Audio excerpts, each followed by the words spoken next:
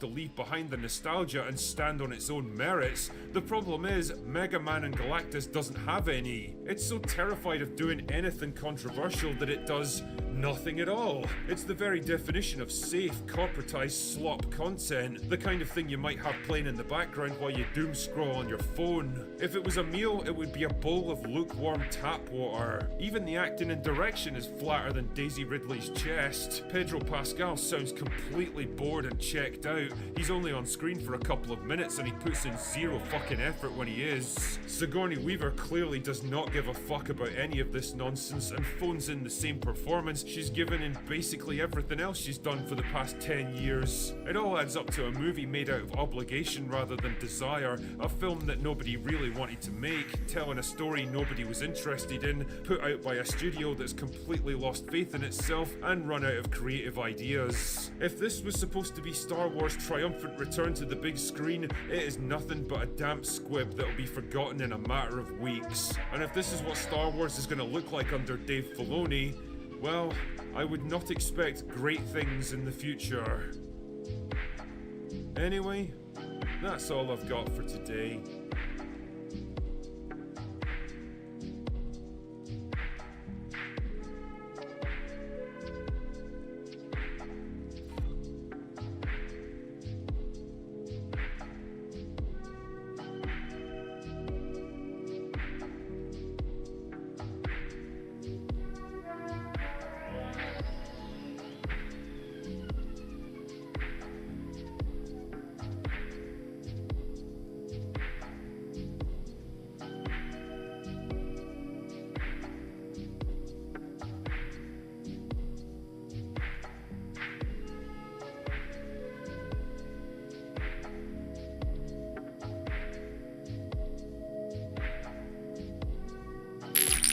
If you're here like rage baiting or objectifying me or really anything like that,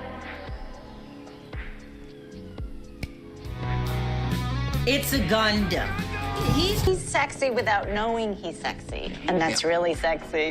As streaming becomes more prominent in the cultural zeitgeist, staged meetings, drama, altercations, and situations, live streaming has become the fakest thing you can watch. There's more authenticity in a 90s show like Frasier than your average popular live stream, and it's better written to boot. Of the 7 deadly sins of streaming, we're focusing on false sincerity. In the age of rage bait and nuisance streamers, some female streamers have adopted the marketing ploy of sincerity while being hypocrites, infantilizing themselves, morally grandstanding. It's a lot easier to do these things than to be genuinely entertaining. Valkyrie, the rumored girlfriend of Hassan Piker, is the Super Saiyan Blue of false sincerity, to the point of becoming retarded, trying to virtue signal. How old are you?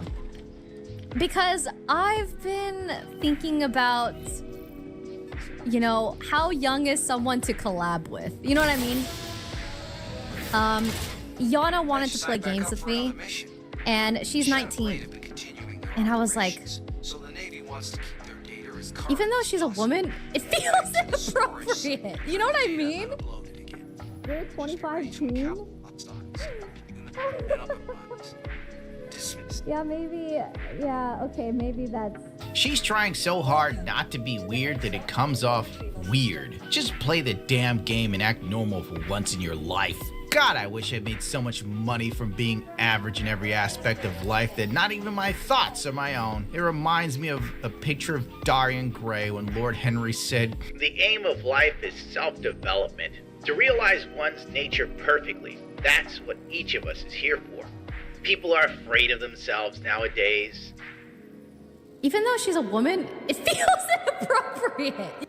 They have forgotten the highest of all duties, the duties to oneself. Of course, they are charitable, they feed the hungry, and they clothe the beggar, but their souls starve, and they are naked. Courage has gone out of our race. Perhaps we never really had it at all." You're a 25 teen? Yeah, maybe, yeah, okay, maybe that's old enough. How old is Arky for reals? Yeah, Yana's 19. She's a beautiful baby angel that can sing and is gorgeous. And she's been wanting to play games. And I was like, Man, I just don't know how to... Like, maybe if it's like a group thing? And I'm like, what kind of game? Frankly, the biggest issue in her day, week, or even month is whether or not to play a video game with a 19-year-old streamer. God, I wish those were my problems. I don't know. I don't know. I genuinely feel too old. Like, seriously.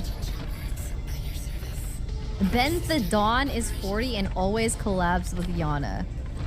I mean, I'm not sure who that is, but... Is that weird?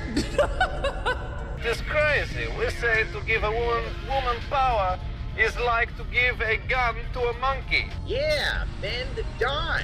He's practically Epstein. He's streamed with her and he's like 40. Oh my God, is that problematic? I don't know. Tell me, chat. Alright, you see what I'm saying about female streamers? They are the absolute worst, and the root of all of Twitch's problems. Now, I know you might think that I'm being misogynistic, but it's just straight facts. The day Twitch let e-girls get away with not actually playing games, it all snowballed into the shit we have now. Anti-American political streamers that have never been punched in the face even though they so richly deserve it. Socialists and porn stars now run the roost. Boomers got a lot of things wrong, but they had one thing right, and that was keeping communists and sex workers down. They didn't let those two groups of people be seen in a positive light. Valkyrie reacts to QT Cinderella catching heat on social media. If that chick catches heat, she deserves it 9 times out of 10, if not 11 times out of 10. How do you like that? You ain't lying. Cutie, I do think your tone doesn't help because you inherently sound really angry all the time. You sound really, and she knows. I was like, you're very blunt. I think it's your tone, you're blunt, and it just comes off poorly, especially, you know, and I was like, you're also the whitest woman I know. And it also is just, you know, you being so white, it doesn't help. It doesn't help, but I know her heart. It's just because she wants to help. Shut when you think about it. Well, that was eloquent. Damn, cutie. Ever thought about not being white? I'm sure Valkyrie would say that this was a joke. It's her usual defense when somebody clips something she said that's absolutely stupid, and it shows you that she's really airheaded, and she should thank the Lord above that streaming existed and Valorant did, or else she'd probably be flipping burgers somewhere. Probably never having kids. It is what it is. I'm probably gonna play video games for the rest of my life. I'm probably gonna be as hot for as long as I can. Oh, maybe she's born with it. Maybe it's clinical depression. Hey, listen, depression is not just for the rich and famous. It's also for you poor sluts out there, too. Anyways, whatever. I'm a fresh auntie. I don't even care about anything anymore. I actually cannot believe how much I love this thing that can't take care of itself. And it made me think, babies truly are so incapable. Like, actually incapable of doing anything except for trying to survive. It's wild. It's actually so crazy. Like, the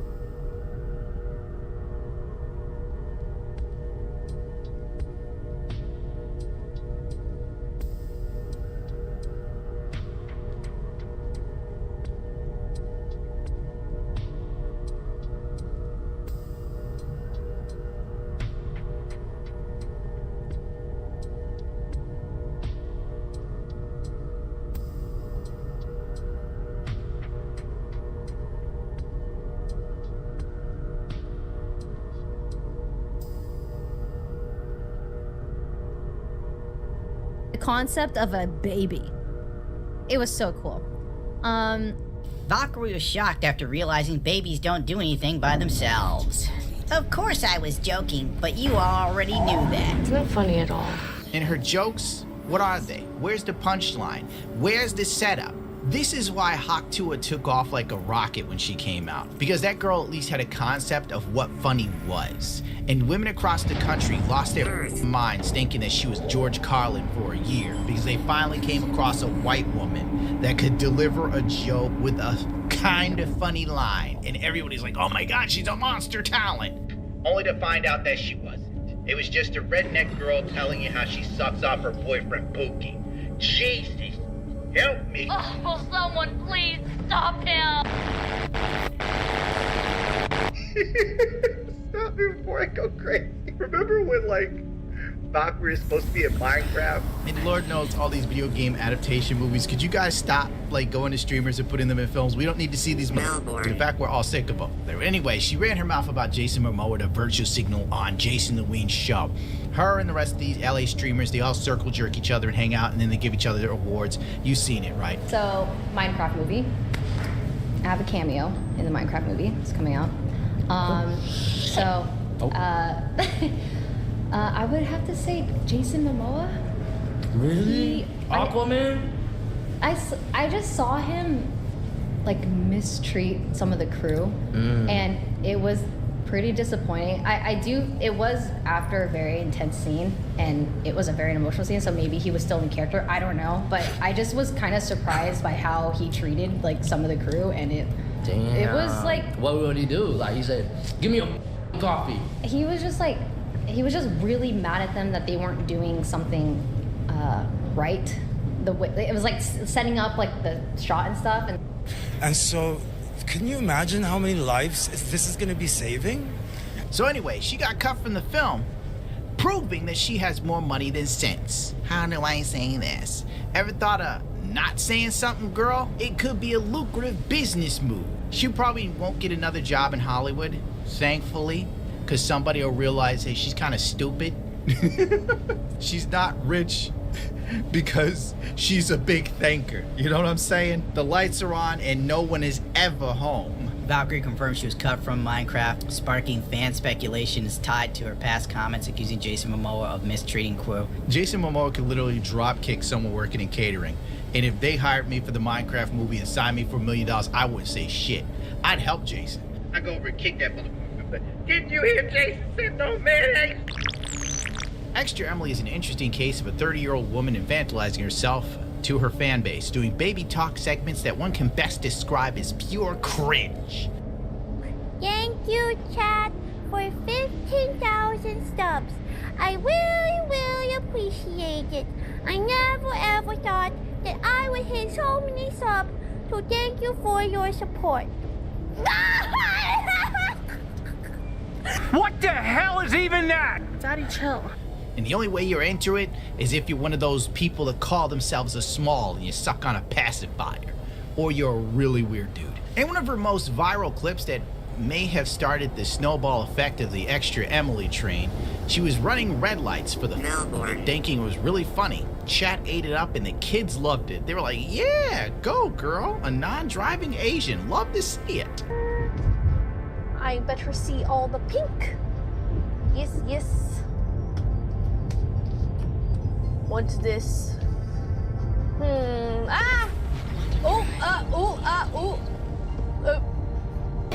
Most of you watching are gonna go, the f is that? That's what you deserve. This is who I am. A clown! Leading to a Twitch ban that lasted about as long as the last shit my dog took, and she became a superstar. She has since become one of the most annoying streamers on the platform, and when accused of botting, she crashed out and took 3 weeks off, only to return and annoy normal people trying to live their lives. This is so ridiculous.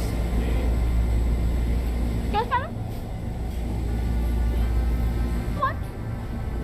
Oh, I'm gonna go here. Time to leave.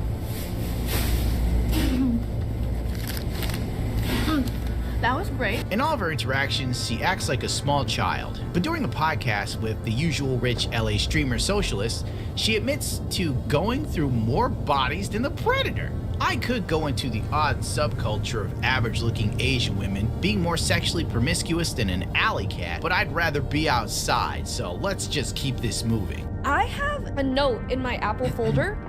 It has the list of every person that I've had sex with, and I rank the sex.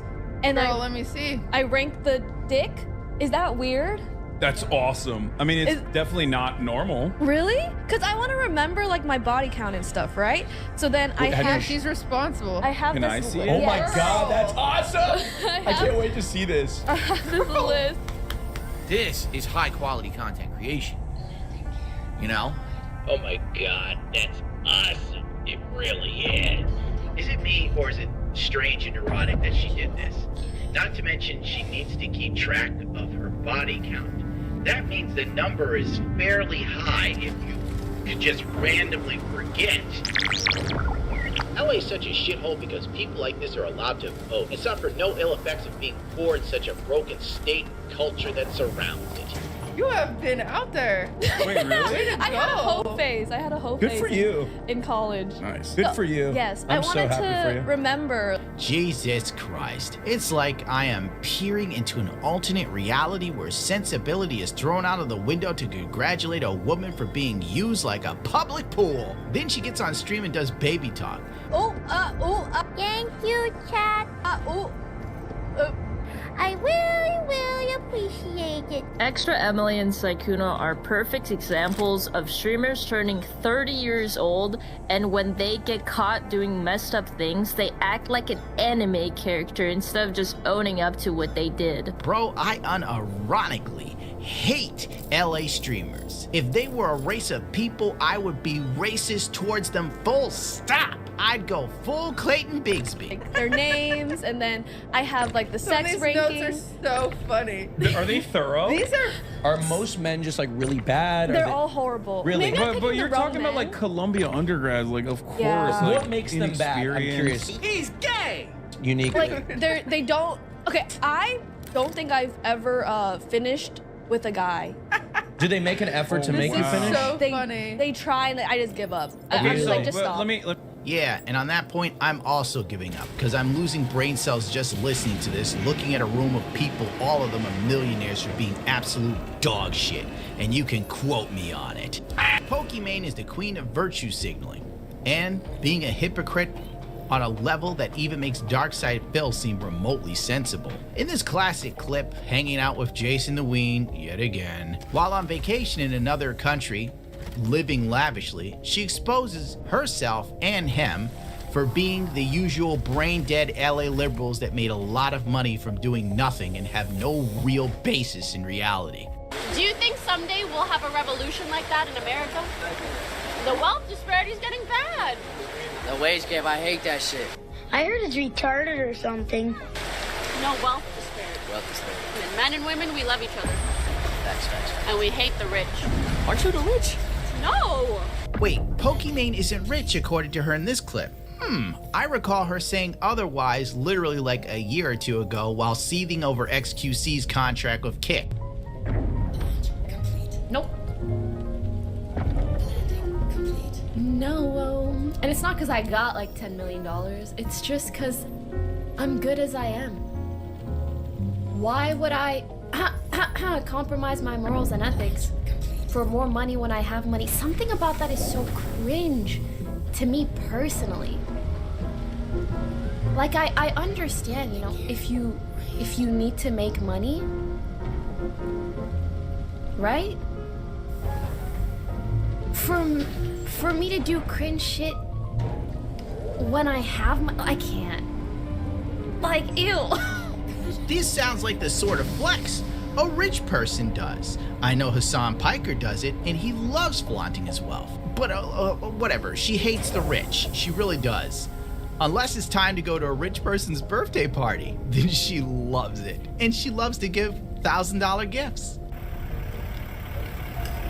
Hello, welcome. I hope you don't mind. I had to bring some help. No, hey, no worries, no worries. Oh my god, the neighbor! Yo, what's good, bro? Nice to see you. We met. Yeah, we met. The wealth disparity is getting bad, and we hate the rich. It's ironic. Ah, the neighbor boyfriend. Pokimane has yellow fever. Still, can I say that?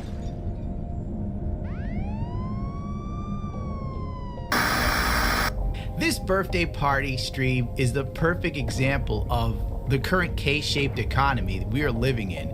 And I think California is just the greatest state to show you what a K-shaped economy looks like. The wealth disparity is getting bad, and we hate the rich. Oh, she just needs some help with this. Damn, bro. Thank you, bro. Thank you.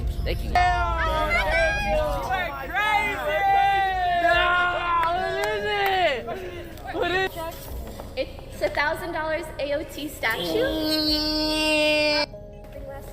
Oh my god, the Cardi B person? It's nothing crazy. It's just a chain. A chain? Oh my god, thank you, bro. All the way from China. And we hate the rich.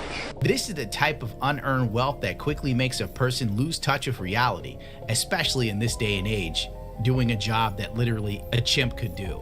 This is why Pokimane is hated now, because she's so far out of touch. Her friend base and circle is just as financially and mentally stunted. You ever notice that Pokimane usually takes photos of people that end up doing something really horrible and they get canceled for it or arrested for murder? I don't know. Go look into it yourself. This is fine. Well, anyway, Pokimane loves to go on TikTok and flaunt her wealth, despite the fact of saying she's not rich. And Mrs. I Hate the Rich was buying all of her assistants thousands of dollars worth of clothing from top brands.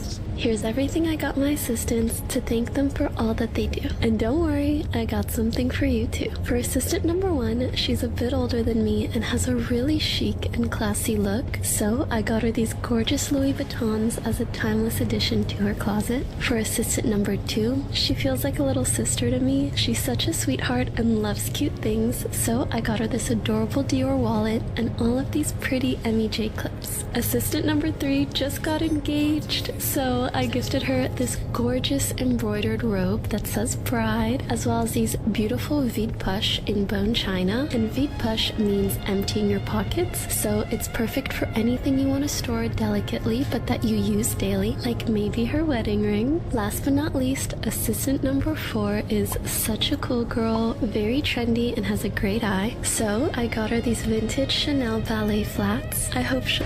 And we hate the rich.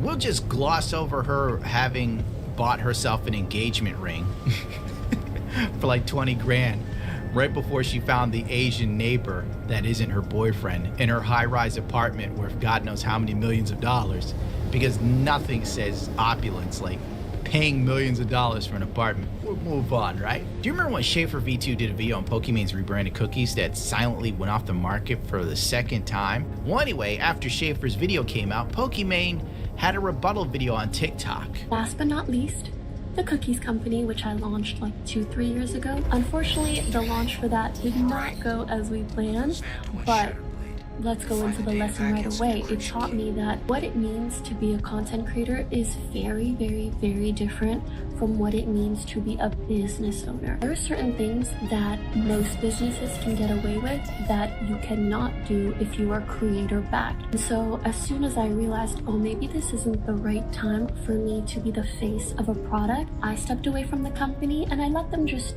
continue operating as they please.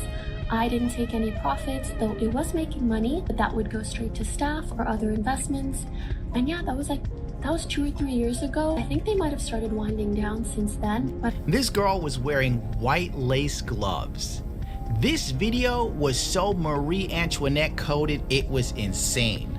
Let them buy overpriced cookies. And you know, ironically, her and Marie Antoinette have a lot in common. Oh no, an actual business required work. Whoa, and even then she still passed it off to somebody else. Pokimane says she no longer feels comfortable streaming after constantly being objectified. One of the stupidest things she said in a hot minute. Because the next month she started posting professional photos of herself when she turned 30.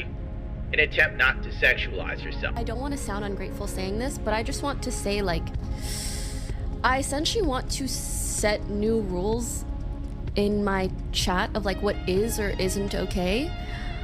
Because I want to be very comfortable streaming. I want to feel respected by the people in my chat. If you're here like rage baiting or objectifying me or really anything like that, I think maybe when I was younger, like I would kind of talk shit with the chat a lot more. Like they expect me to still be like the 21-year-old version of myself, which frankly I'm just not. There's literally like a clip of her shaking her ass that was like a year ago. But I'll be like, just tell me what you want me to do. I'll be like your little Yes, Daddy. There's so many clips of her shaking her ass. That's like one of her favorite things to say is ass shaking. This song makes me want to shake some ass too. Phone. And what about This is who I am. This is who I am. Sometimes I want to shake a little ass. For fun. Not for weirdos. I'm guessing that Pokemon's neighbor wasn't cool with her being slightly sexualized or something, and she had a change of heart. That's usually the only time women will object to objectifying themselves, when they're social media addicts or social media obsessed, and they make their money off of how they look. Good night and goodbye. I have to work on a commission bill to make some real money for a change, so I'm out of here. We're cutting this short. I can't take it anymore, Stu.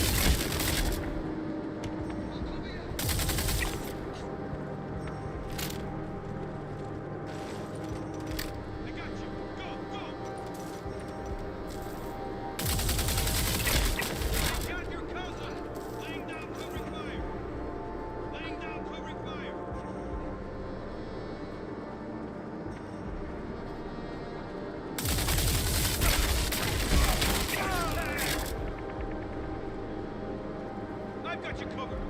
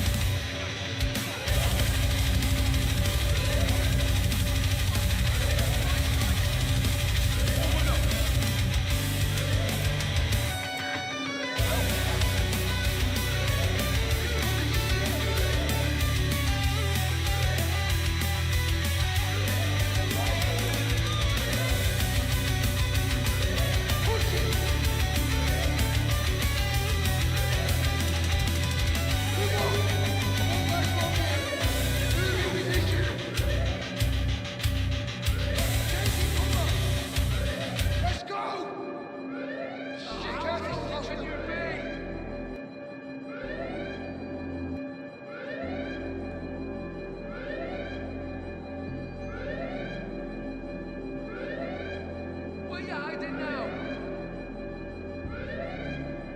Letting him escape is unacceptable, damn it. What the hell? People don't just disappear. Must be gone. What role in the Middle East again does Israel play in this? Israel was created as the instrument to bring about the Battle of Armageddon and the fulfillment of prophecy, a war that will be so terrible, where nuclear weapons will be used, so that the American citizens and the other people in the world will get down on their knees and beg for no more war. And what is the answer to that? They're going to be told the only way we can guarantee no more war is if we destroy the sovereignty of nations and we come together as one humanity and government. Right. And I'm telling you, unless the American people wake up and stop it, starting in about 1996, the Battle of Armageddon will become a reality. Welcome to Liberty Lockdown. This is Clint Russell. Thank you for tuning in once again. Tonight is a big one. We've got Owen Schroyer of the Owen Report, as well as Harrison Hill Smith of the American Journal / InfoWars. These are two of my favorite analysts out there. I don't call them commentators because I think more than just being commentators, they are analysts. They actually dig into these things. They do the research. They both trained under Alex Jones, so obviously they approach things in a similar fashion, and I feel as if I'm kind of in that same vein. So I'm thrilled to have these guys. What I'm calling these episodes, where I have two like high-profile America First panelists, are like the AFAFO panel. That's what I'm going with. AFAFO, America First and fucking only. The first one was obviously Dave Smith and Ian Carroll. This one's going to be Owen Schroyer and Harrison Smith. I will always be the constant. I'm working on getting Anna Kasparian on. I'd like to have Nick Fuentes on. I'd like to have a whole bunch of people. So if you guys enjoy these episodes, all I ask is that you subscribe, because I'm about to hit 100,000 subscribers, and that you share the episodes around, clip them if you find anything compelling and worthwhile, and just try and help get traction, because I think this is our opportunity to create a moment. We have a fleeting window by which we might be able to make some real change, as everybody has kind of unified around the concept of putting our country first. I know that shouldn't be novel, but sadly it is. Anyways, without further ado, enjoy the rest of the episode and the AFAFO roundtable. I'm not going to sit here and feel bad for the guy going around trying to start shit and then finds it. But at the same time, I also don't think that we should embrace this idea that there's a word that justifies violence. I don't like that either. Well, exactly right. And that's what Harrison was telling me about just before we started. He said there was a kid in Canada who got stabbed. Well, go ahead, Harrison, you tell us. Yeah, did you hear about this one? He got stabbed by an Indian guy, a Sikh guy. He's walking home at night, 11 o'clock. He's a little tipsy. He's walking home, Snapchatting his friends. This Indian dude jumps out, stabs him with an 18-inch knife. The kid is running away, tries to climb over a fence. The Indian guy chases him down, pulls him off the fence. The cops show up. The Indian guy goes, "He called me a racial slur." The cops put the kid in handcuffs. He's been stabbed. And they leave him in the street, and he bleeds to death in handcuffs. They don't give him any medical aid, and he dies right there because the Indian, psychopath claimed that he called him a bad name. So that was my thing. Is I was like, look, I don't care what you think about Chud the Builder. This is the trajectory we're on, and we gotta establish right now. Words do not, overreach violence. It's insane. Yeah. Unless we want to end up being South Africa, I have to agree. And I think that. And you know what's funny though is these weaponized words. Of course, these have been politicized too. Now it's more of a demographics type of politics than actual policy stuff. But that's what it is. There's certain words that are, it's like you can say any sort of a racial slur against white people, and there's nobody's ever going to justify, using violence in response to that. Quite frankly, I kind of find it funny, whatever anti-white racial slurs, I kind of find them hilarious. But Harrison, I find it endearing. You and I, what's crazy is you and I have actually been through this where we've been to events and I'll be filming and they'll start, making just crazy racist claims against me because I'm white.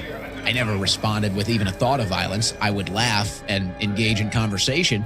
And then there's been other times where it's been political speech. Specifically, the most egregious offense was when you were spat on. And I don't know who he was aiming at, but he spat. I mean, he hawked a loogie right, in your face. It was disgusting. And the police saw the entire thing. We showed them video of the entire thing. I'm sorry to be graphic with the reminder here, but I mean, you had the damn loogie on your hand showing the loogie to the police. And they didn't do anything. They said they didn't do anything. They didn't do nothing. And so it's this weird thing where it's like, well, it just shows how it's all a psyop. It's all a psyop that somehow, and look, there's reasons why, certain words offend more than others. But at the same time, it's like, it's all a psyop, and it all stems from the trauma-based mind control. That's what it is. It's trauma-based mind control. And that's why they want to have these words that they use to justify violence, because they want to commit violence. There's also the weird connection to the fact that Sebastian Gorka is out there, national counterterrorism advisor, going, some words do arise to the level of violence, right? So it's like we're getting it from both sides. The people at the top are going, well, some words are actually violence, and at the bottom, people are just too low impulse control to realize words aren't violent. So but we know where Gorka's coming from. Right. Well. Yeah. Zionist side. Yeah. But it's a feedback loop. But they share this. I was actually thinking about this a couple hours ago. These are the weird things that I think about. You guys are like me, so you'll probably get it. I was thinking about how the woke environment over the past 20 years created reactionary movements of white people on both the left and the right. Basically, the split was, I'm afraid of being called racist, and I'm afraid of being assaulted, so I'm going to become a Democrat. And then there was the people who just leaned into it and started to take on the identitarian role, like recognizing that it was an inevitability, that it was being pushed on us, even though like our generation was raised, I mean, you guys are a little bit younger than me, but still same broad generation. We were raised to be colorblind. Like we were the most colorblind generation that had ever existed. And then one day we wake up in like, I don't know, 2012 or 14 or whatever it was. And it's like, oh, no, actually, this is very much not a colorblind civilization. And out of survival instincts, many of us opted to go more right wing, and we're like, all right, well, now we have to group up. And I know you've been talking about this a lot as of late, Harrison, and I always have, because of my upbringing, I always have an instinctual aversion to it. I always have this, like, I genuinely am an individualist. I genuinely do not see people as like, I see a white American guy and I'm like, you're my brother. Like, that's not how I see things. So we were talking before the show about the Chud the Builder assault, or attempted murder potentially is the charges he's facing. I struggle to want to defend that guy, because it's like I don't want to go out and do things like that, but at the same time I recognize that if you don't defend this guy, then saying a no word is now a death sentence in America, or a life in prison sentence potentially. And it already is to a certain degree. And I think you're right about this dichotomy of, you either go one way or the other. But I think for the left, it's almost a weird inverted white supremacy. And I don't even think they realize they do it, but it is this like, oh, we can't talk about race. We're white. We don't want to make the others feel bad. Or this like, oh, the poor black people, they need help. We can't insult them. And so for me, I approach it from just like, no, they're human beings. They can make their own decisions and have to be held accountable for them. Like it's not actually that, complicated to me. It's just like, treat people in the way they deserve to be treated, I guess you could say, or treat them in the way that you want to be treated. And, I also grew up, as I'm pretty sure Owen did as well, in a very multicultural environment, right? I was never a majority throughout middle school or high school. So I didn't grow up with like surrounded by white people. I was often like the only white guy in class. And in those environments, you learn like race isn't really that big of a deal. It's just like, what's up, white boy? What's up, black boy? It's just like that's just how it is. And you just don't, infuse it with like all of this like unnecessary or just wrong context that people impose on groups. I am an individualist, and I think that's the best way to treat the situation, honestly. Yeah, I just feel like it was not even an issue, right? It's like, it's so hard to even put into words how it wasn't even a thing, right? It's like, how do I explain something that was nothing? It's like, I can't, this stuff didn't exist. And I think if there is if there is a period of time, it's like, when did we get back to this state of like a racial identity crisis or some sort of like, you know, I need to identify with my race, and then whatever the color of my skin, that then determines, you know, X, Y, and Z for my future. I have to think that it happened with Obama. I feel like that's when the left kind of got really into the identity politics, was celebrating Obama, the first black president. And then they kind of started to go into this identity politics age, this identity politics stage. And I think we're kind of, I mean, we're still in it. I'd like to think we're in the final phases of it. I'd like to think that if they tank Odyssey, if Christopher Nolan tanks that movie, which is going to be a huge budget film, and I'll be honest, you know, I'm a big movie buff. I'm a big movie critic. And when they first started talking about what they were going to do, I was really excited because, you know, the reason why people prefer 80s and 90s movies is because you used to actually have to go out there and nail a scene. Like, you actually had to go out there. They would crash a car. They'd blow up an object, and you'd have to go out there and fucking nail a scene. Well, now it's just all deceptive editing. It's all CGI. And so when they were first talking about this, they're like, no, we're going out on a ship. We're going to go out on the ocean. It's going to be rainy and stormy. We're going to be in the elements. And I was like, okay, this is going to be a good movie. Like, this is going to be something worth seeing. And then you see what they're doing with casting, and it's just like, okay, hopefully we're in the death throes of this. It's like, didn't you see it with Snow White? Didn't you see it with The Little Mermaid? And I don't know, maybe they think it was worth it. Maybe they don't. But it's just like, none of this existed before Obama. I don't know. It's like, how do you explain a thing that wasn't a thing? Because it just wasn't a thing. I don't know. Nobody thought about race when I was growing up. I got a good story. In high school, I'll say N-word this time, but we had friends that were on the football team. So they'd hang out with the black kids, and the black kids would assign you how black you were, and they would assign you a certain number of N-words a day.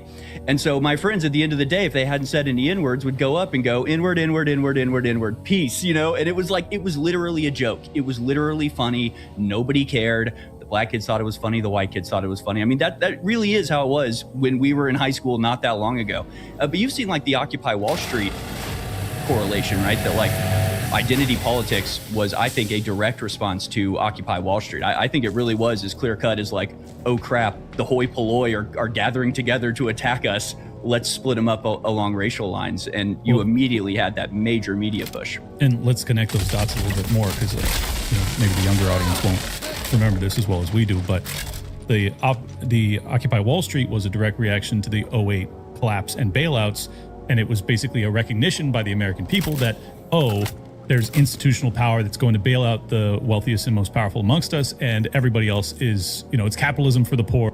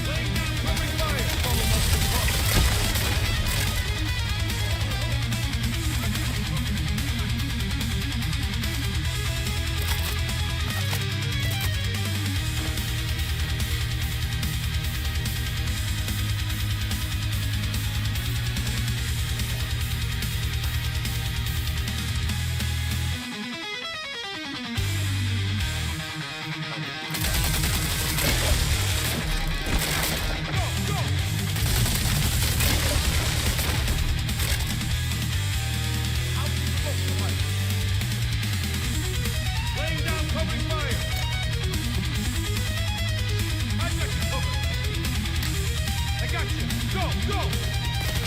Bring my second. Go ahead! I'll cover you.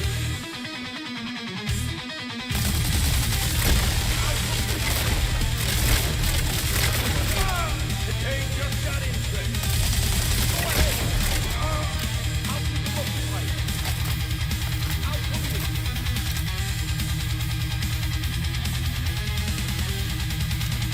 I'll keep them occupied. Go ahead! I'll keep them motherfuckers!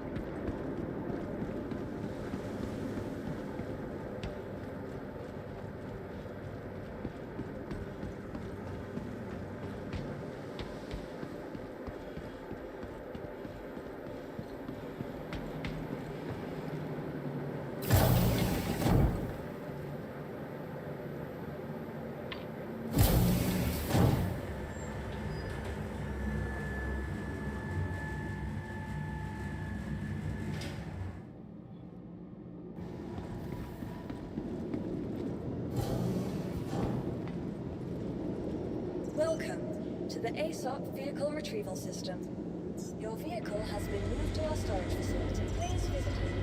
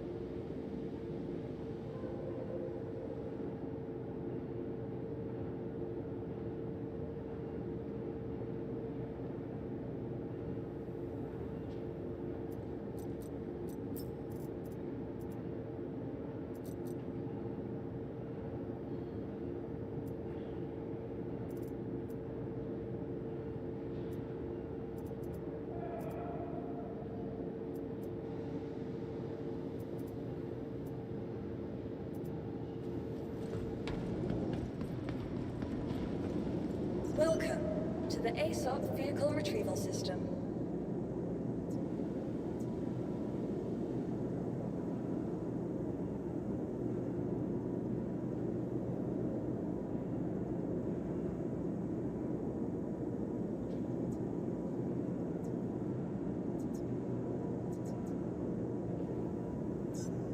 Your vehicle has please visit us again.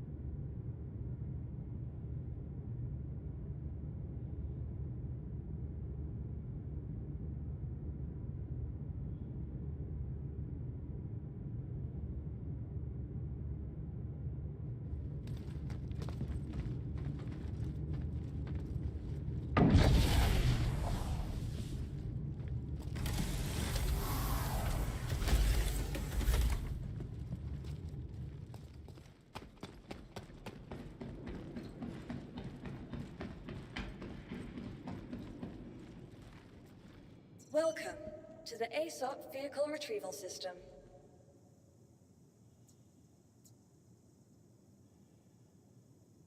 Your vehicle has been moved to our storage facility. Please visit us again. Goodbye.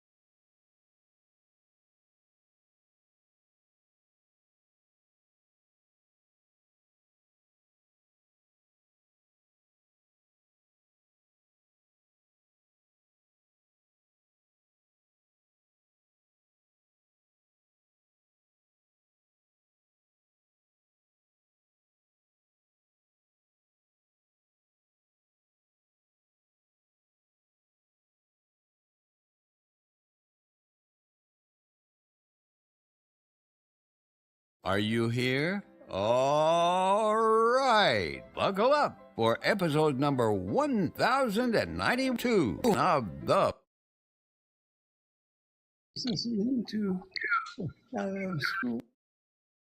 Paul Leslie Hour. You're as much a recipient of the benefit as the audience.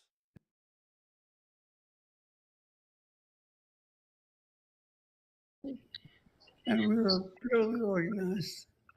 And most of you know Shelley. Hi.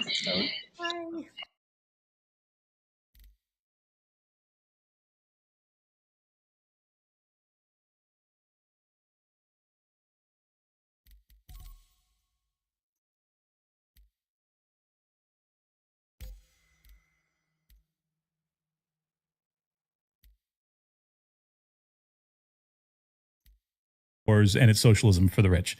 And that recognition led to a class struggle or a class identity that people started to take in and recognize. And they started to come together left, right at the bottom, looking up at the top, which is exactly what the Marxists want us to do.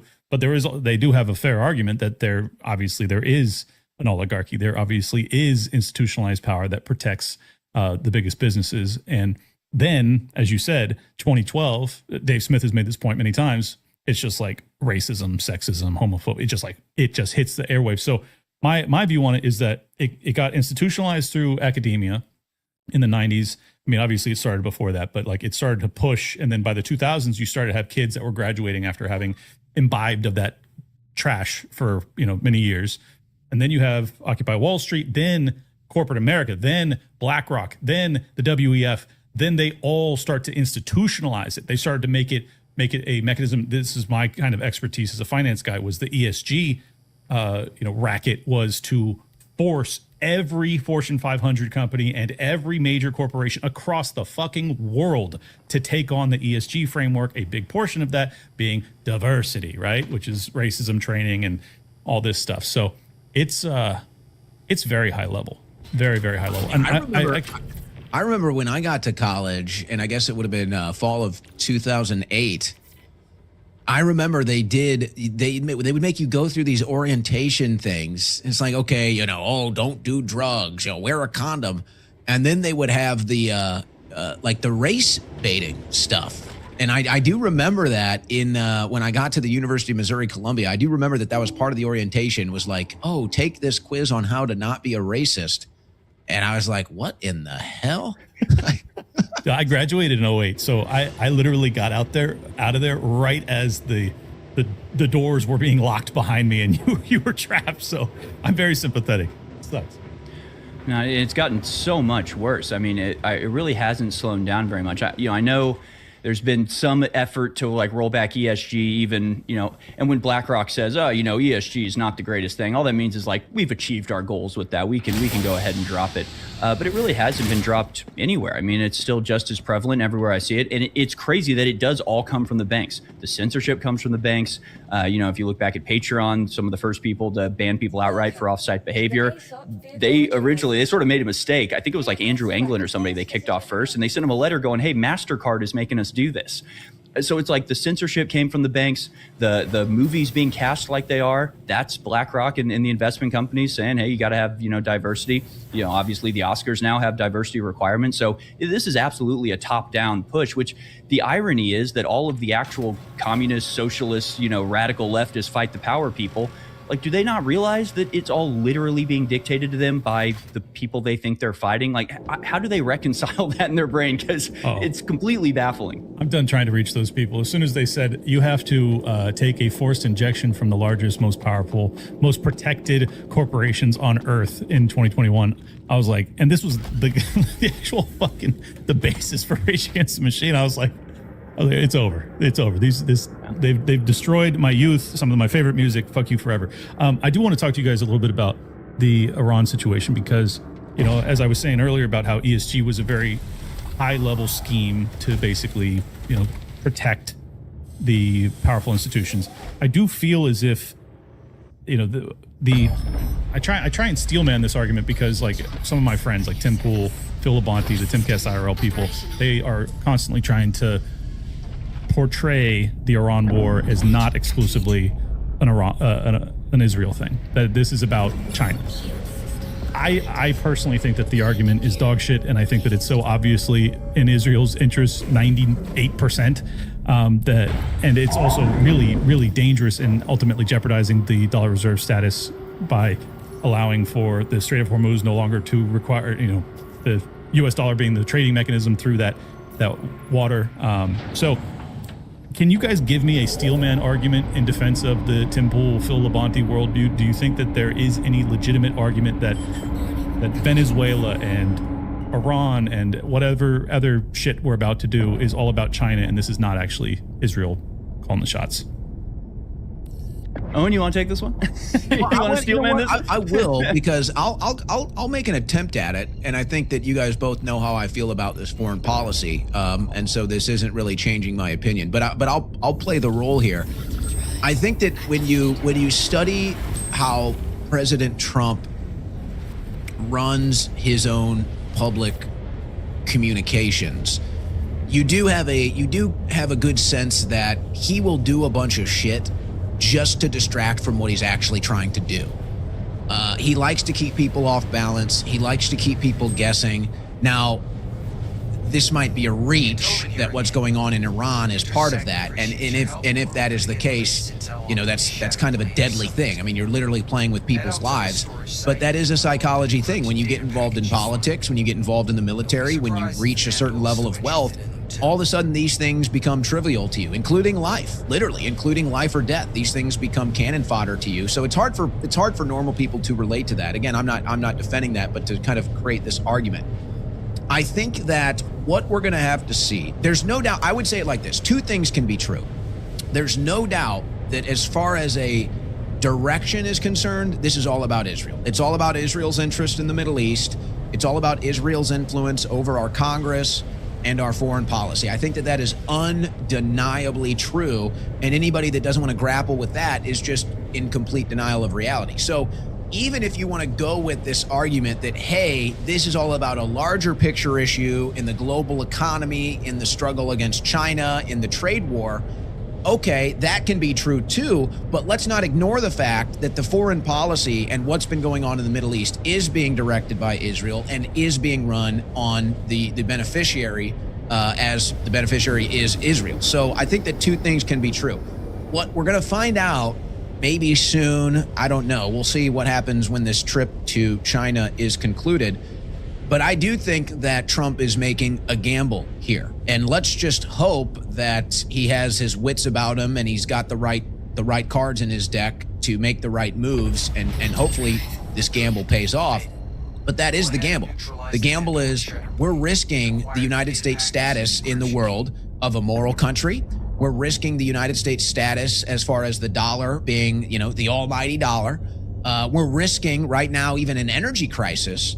And so if this is Trump's big gamble, and if Iran is part of it, this is maybe the biggest gamble we've ever witnessed in the history of our country, at least in our lives, in our short lives here, in its 250 years. So I think that two things can be true. I think it could be true that Trump does have a larger picture issue and Iran is a part of it.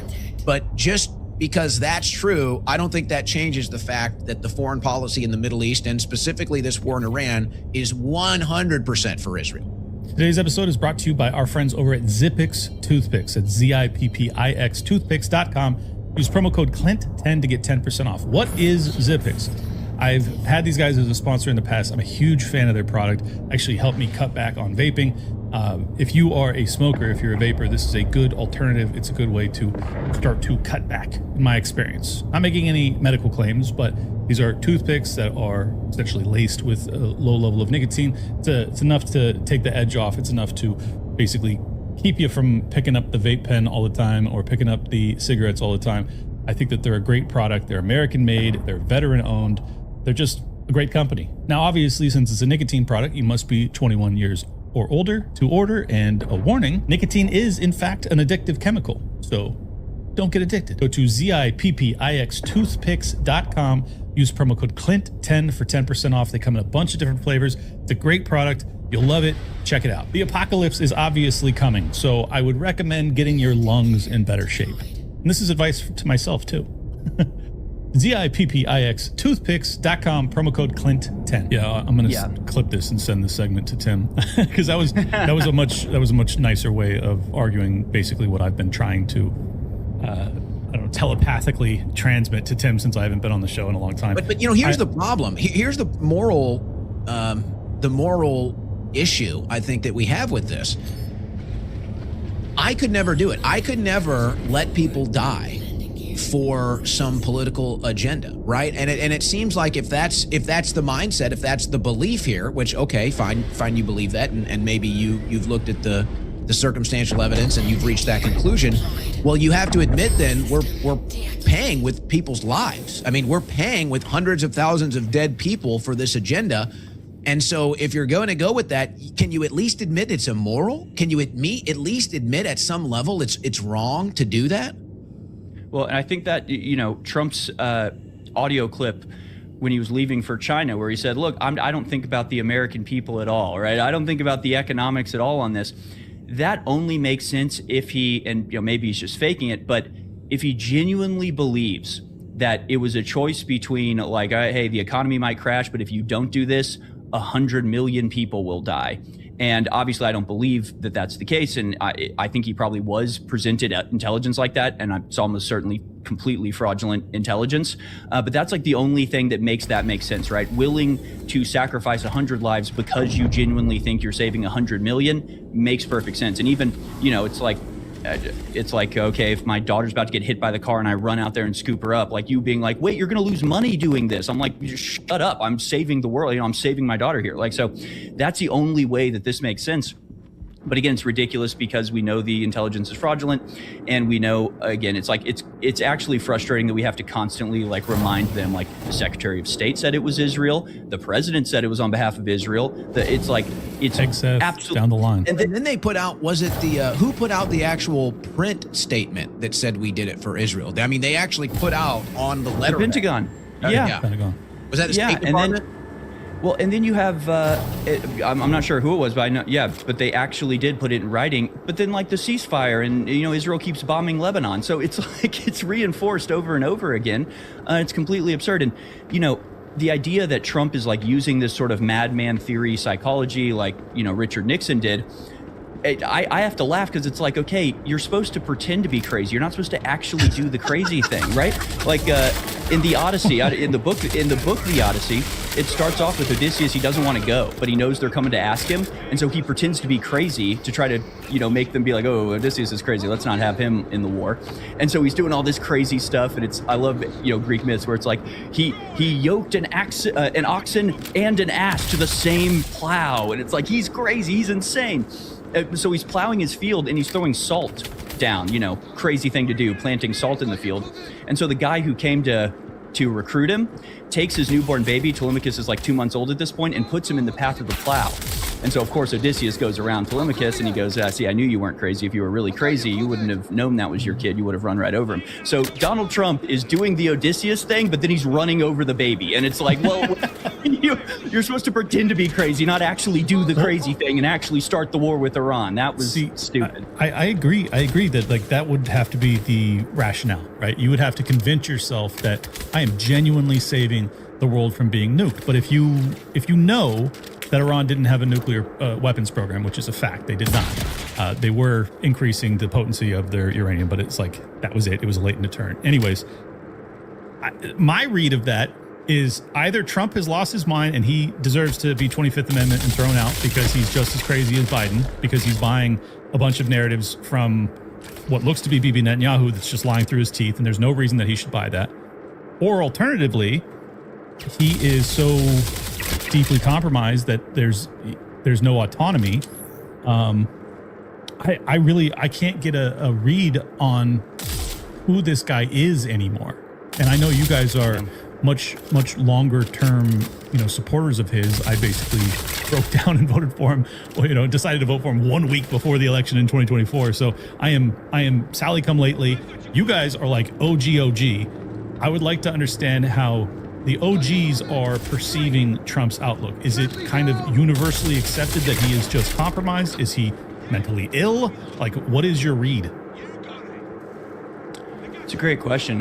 Owen, I think you sort of turned on Trump maybe before I was really there. What was the thing that sort of pushed you over the edge? Well, I'd have to go back. I remember it was spring, summer last year. It was the trifecta. It was the strike one, strike two, strike three, you're out. And it was, they ended Doge, called the Epstein files a hoax, and then bombed Iran. And that was like strike one, strike two, strike three, you're out.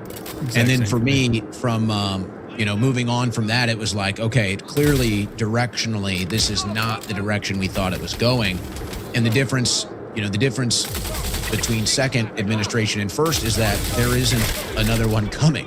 This is it. We have a finite amount of time. The buzzer is going to go off here, and that's it. And I feel like this is something that is not being properly understood by the current support system that Trump has, current MAGA system that Trump has. It's like they've completely forgotten that, hey, there's going to be a world after Trump. And if you think that Trump is this great political hero that you're making him out to be, you got the time running out. And you have to go back to New Year's Eve when Netanyahu was at Mar-a-Lago, because that was the moment that solidified that as far as the MAGA agenda was concerned, they don't give a damn. They're done with it. And they said, okay, we've got, let's say, 12 months. The midterms are coming up. The numbers don't look good. Looks like the Democrats are going to win. We can all imagine what happens in that case. And so instead of Trump sitting down with his base, instead of Trump sitting down with his constituents, he sat down with Netanyahu, and they prioritized the war in Iran. And that's when they completely abandoned the MAGA agenda, because they realized our time is a lot shorter than we thought. We have to get all of this done before the midterms. And they abandoned the MAGA agenda, and they went all the way with the war for Israel. So I think that was it was like it began spring, summer. We saw directionally it was bad. And then after New Year's, that was like, no, it's not just bad. It's over. It's over. Yeah. And it's the 1-2 punch, right? It's the, you're not getting what you want, and Israel's getting everything they want. I would be okay with Israel getting some of what it wanted if I was getting what I wanted. And you have to wonder why they didn't do it that way, because it actually would have worked out better for them. If they had been doing mass deportations and they happened to slip in there and, deport some of the students that had written, pro-Palestinian essays, we probably wouldn't have noticed, and it would have been like a kind of fair trade-off. I'm against that, but yeah, hey, we're getting rid of everybody. Shut up about it. But but Harrison, it's because Netanyahu has his own clock ticking too. Netanyahu has his clock ticking down as well. That was the next thing, is that for Israel, I mean, you want to talk about a gamble, they have gone all in on this, right? They know how they look, and they know that 5-10 years from now, the vast majority of Americans are going to be anti-Israel, so we're going to cut them off. So they have really installed for themselves a deadline. Like, if they don't have this series of wars, series of conflicts cascade and eventually culminate in the overthrow of Iran, and once that happens, they're the hegemony, they're the hegemonic power in the Middle East. They will dominate, and it will all have been worth it, right? Because they'll have Gaza, they'll have Lebanon, they'll have Iran, and they'll have whatever the hell else they want, because who's going to stand up to them? But if they don't get Iran here, what do they have? 5 or 10 years before aid is cut off, and they're on their own, and they can't survive. So they've done it to themselves, really. But by doing what they've done in Gaza in such a public and horrifying way, they've sown the seeds of their own destruction. And so they put themselves in a situation where they have to pull out all the stops. So I don't know what Netanyahu said to Trump, but I don't think there was anything, there were no holds barred. There was nothing they're holding in their back pocket. Now is the time they have to get this done from the perspective of Israel. I think we've all analyzed this the same way, that because America's support is down to a third of Americans even perceive Israel to be an ally at this point, which means 2/3 don't. I mean, it's over. Like, it's in terms of public support, it's over for Israel. So, but that being said, it hasn't stopped them from still marshaling their forces, deploying immense capital, threats to get rid of MTG, $25 million to try and oust Hamas Massi, which I want to talk to you about this in a bit, Owen, because I know you had him on your show today. And there's always this there's this retort from people that it's like, well, because the favorability of Israel is so low, it's 5 to 10 years, it's over for them. So that this clock is wound down. They got to do X, Y, Z right now. This is their best chance. This is their only chance. It's their last chance. They got to go. I'm not so sure.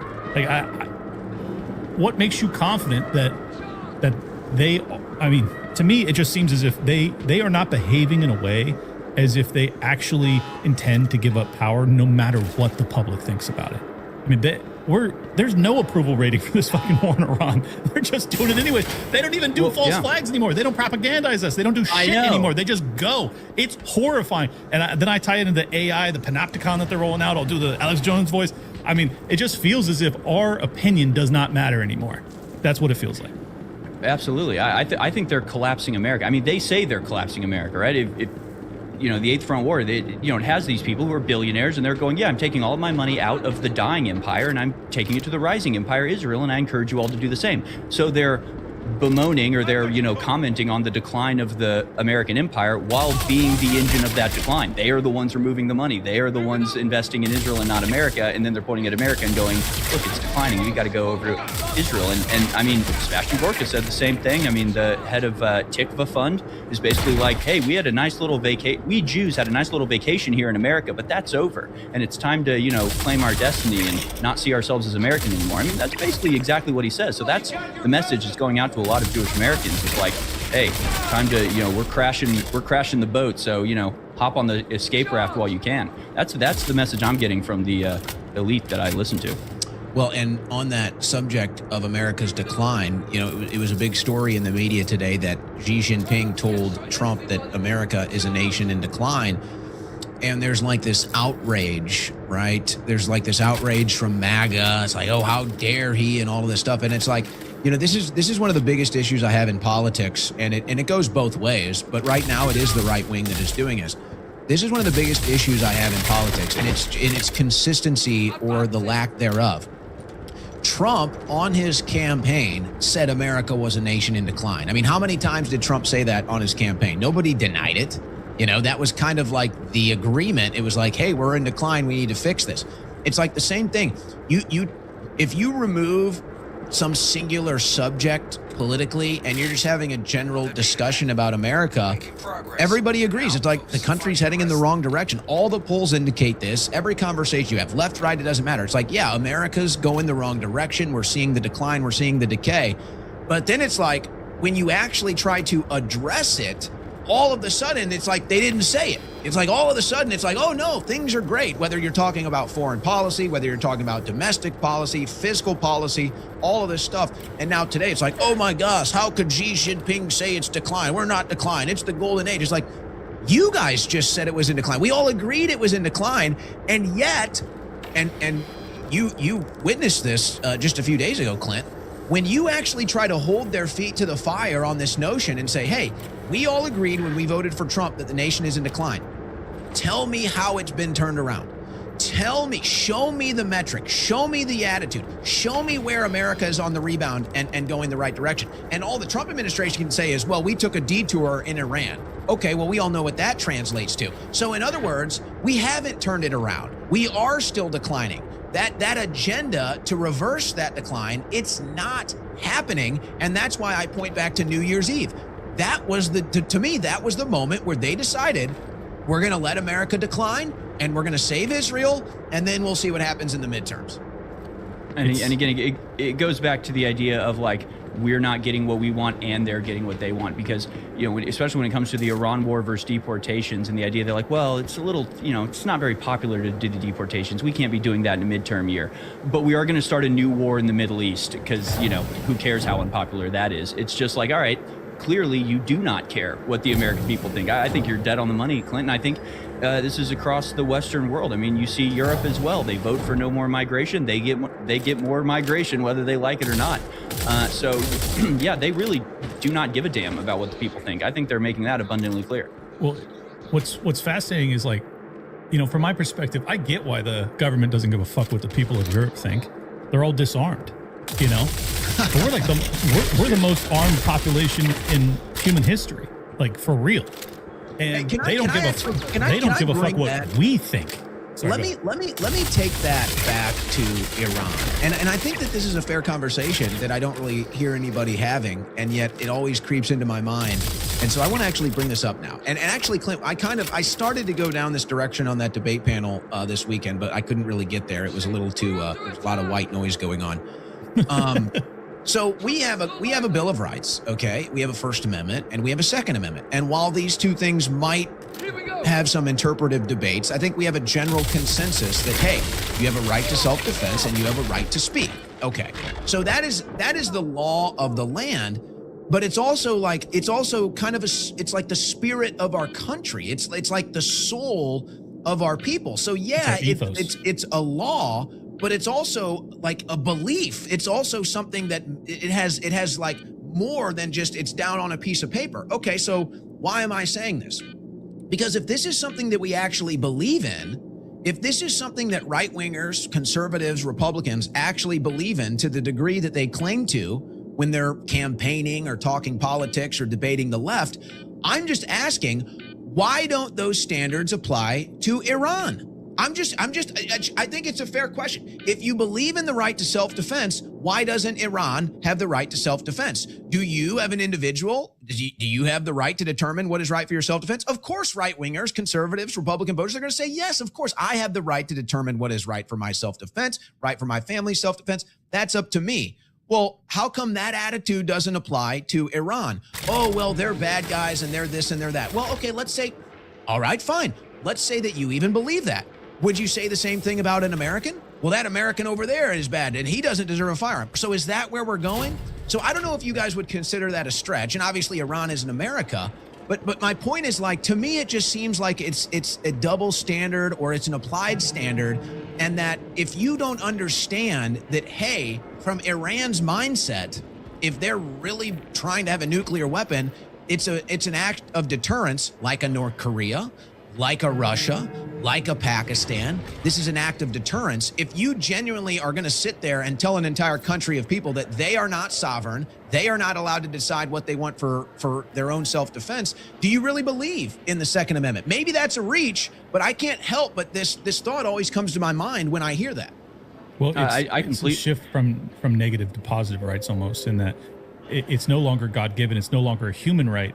These are rights granted by the state, and the state can both grant and take away both our defense and speech rights, but also, obviously, our enemies abroad have no rights whatsoever. And what's really deeply sick about it is that we've been lectured to for how many fucking years straight now about how Israel has a right to defend itself. They say it over and over and over again. But this is the thing, right? It's people understand the term free speech. They don't understand the morality undergirding it, right? They understand the Second Amendment. They don't understand that, like, underneath that is like, no, if you're armed, you're a real human being. You have to be respected. There's something immutable about it, or metaphysical about it, where it's not just about the right to be armed. It's the right to be sovereign. It's the right to dictate your own life. And so when you strip that away, then you end up with, because that means that incumbent with the right is the responsibility to use that right correctly, or else it does go away. And you have to recognize that. So with the Israel right to defend yourself thing, it's like, yeah, you have a right to defend yourself. That doesn't mean you can pull a gun out and start shooting them all up, right? That you can't just say, but I have the Second Amendment. I have a right to defend myself. That's not what you're doing in that case. You've separated it from the principle of the matter, and you're just applying it to something where it doesn't apply. And I was being a little bit facetious the other week, but only a little bit. Because I was talking about Hezbollah, and I was going, they're kind of the American dream in a weird way. They're a militia.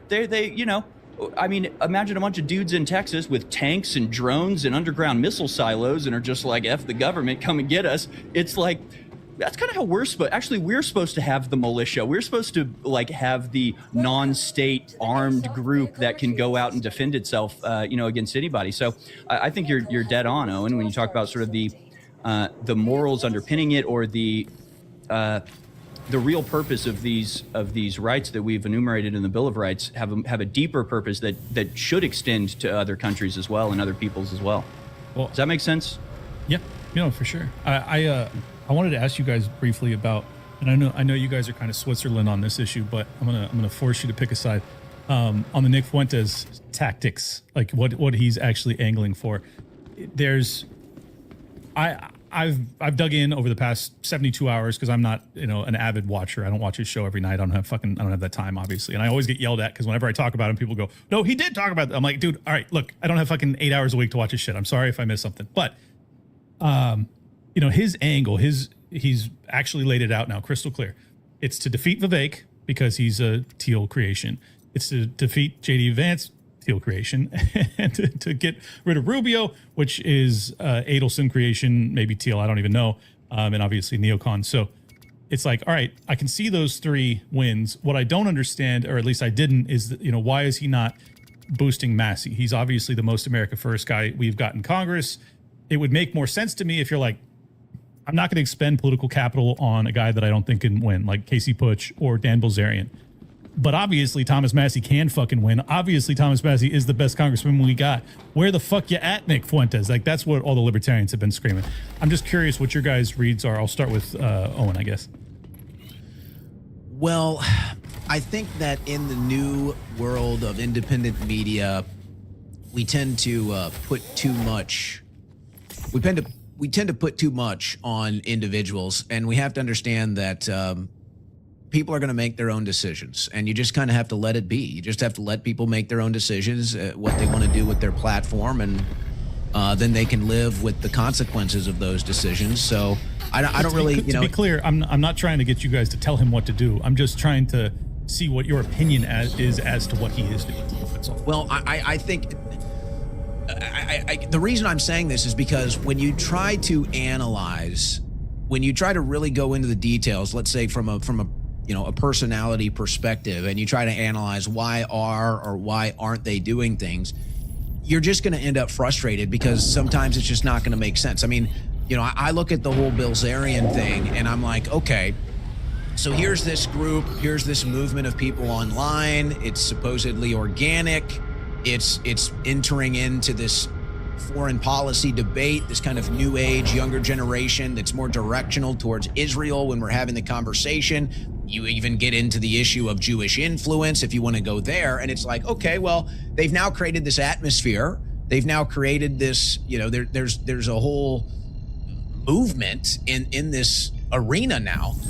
And it's like Bilzerian is the guy. It's like he's the guy. It's like everything that you've built in this arena, and then here's your guy Bilzerian, and now they're tearing him down. And now it's like he's the bad guy, and they're tearing him down. And so I don't try to make sense of it. I don't try to get involved in it. It's like part of the clown world that we're in.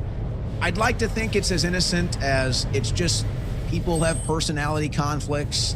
They have ego conflicts. It's like a battle for who's gonna be at the top of the space when we come of age. And I'd like to think it's as innocent as that. I really would. Maybe it is, maybe it isn't.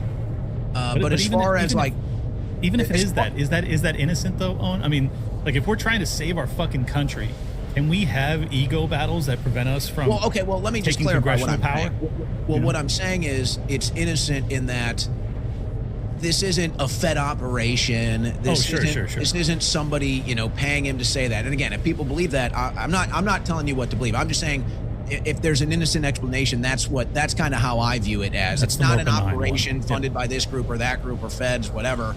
It's just like, it's an ego trip. It's a personality conflict. It's I want to be at the top of the totem pole. It's I want to dictate how things are done and said and all of the stuff. And when it's not meshing, as it never does in the right wing, it just gets nasty.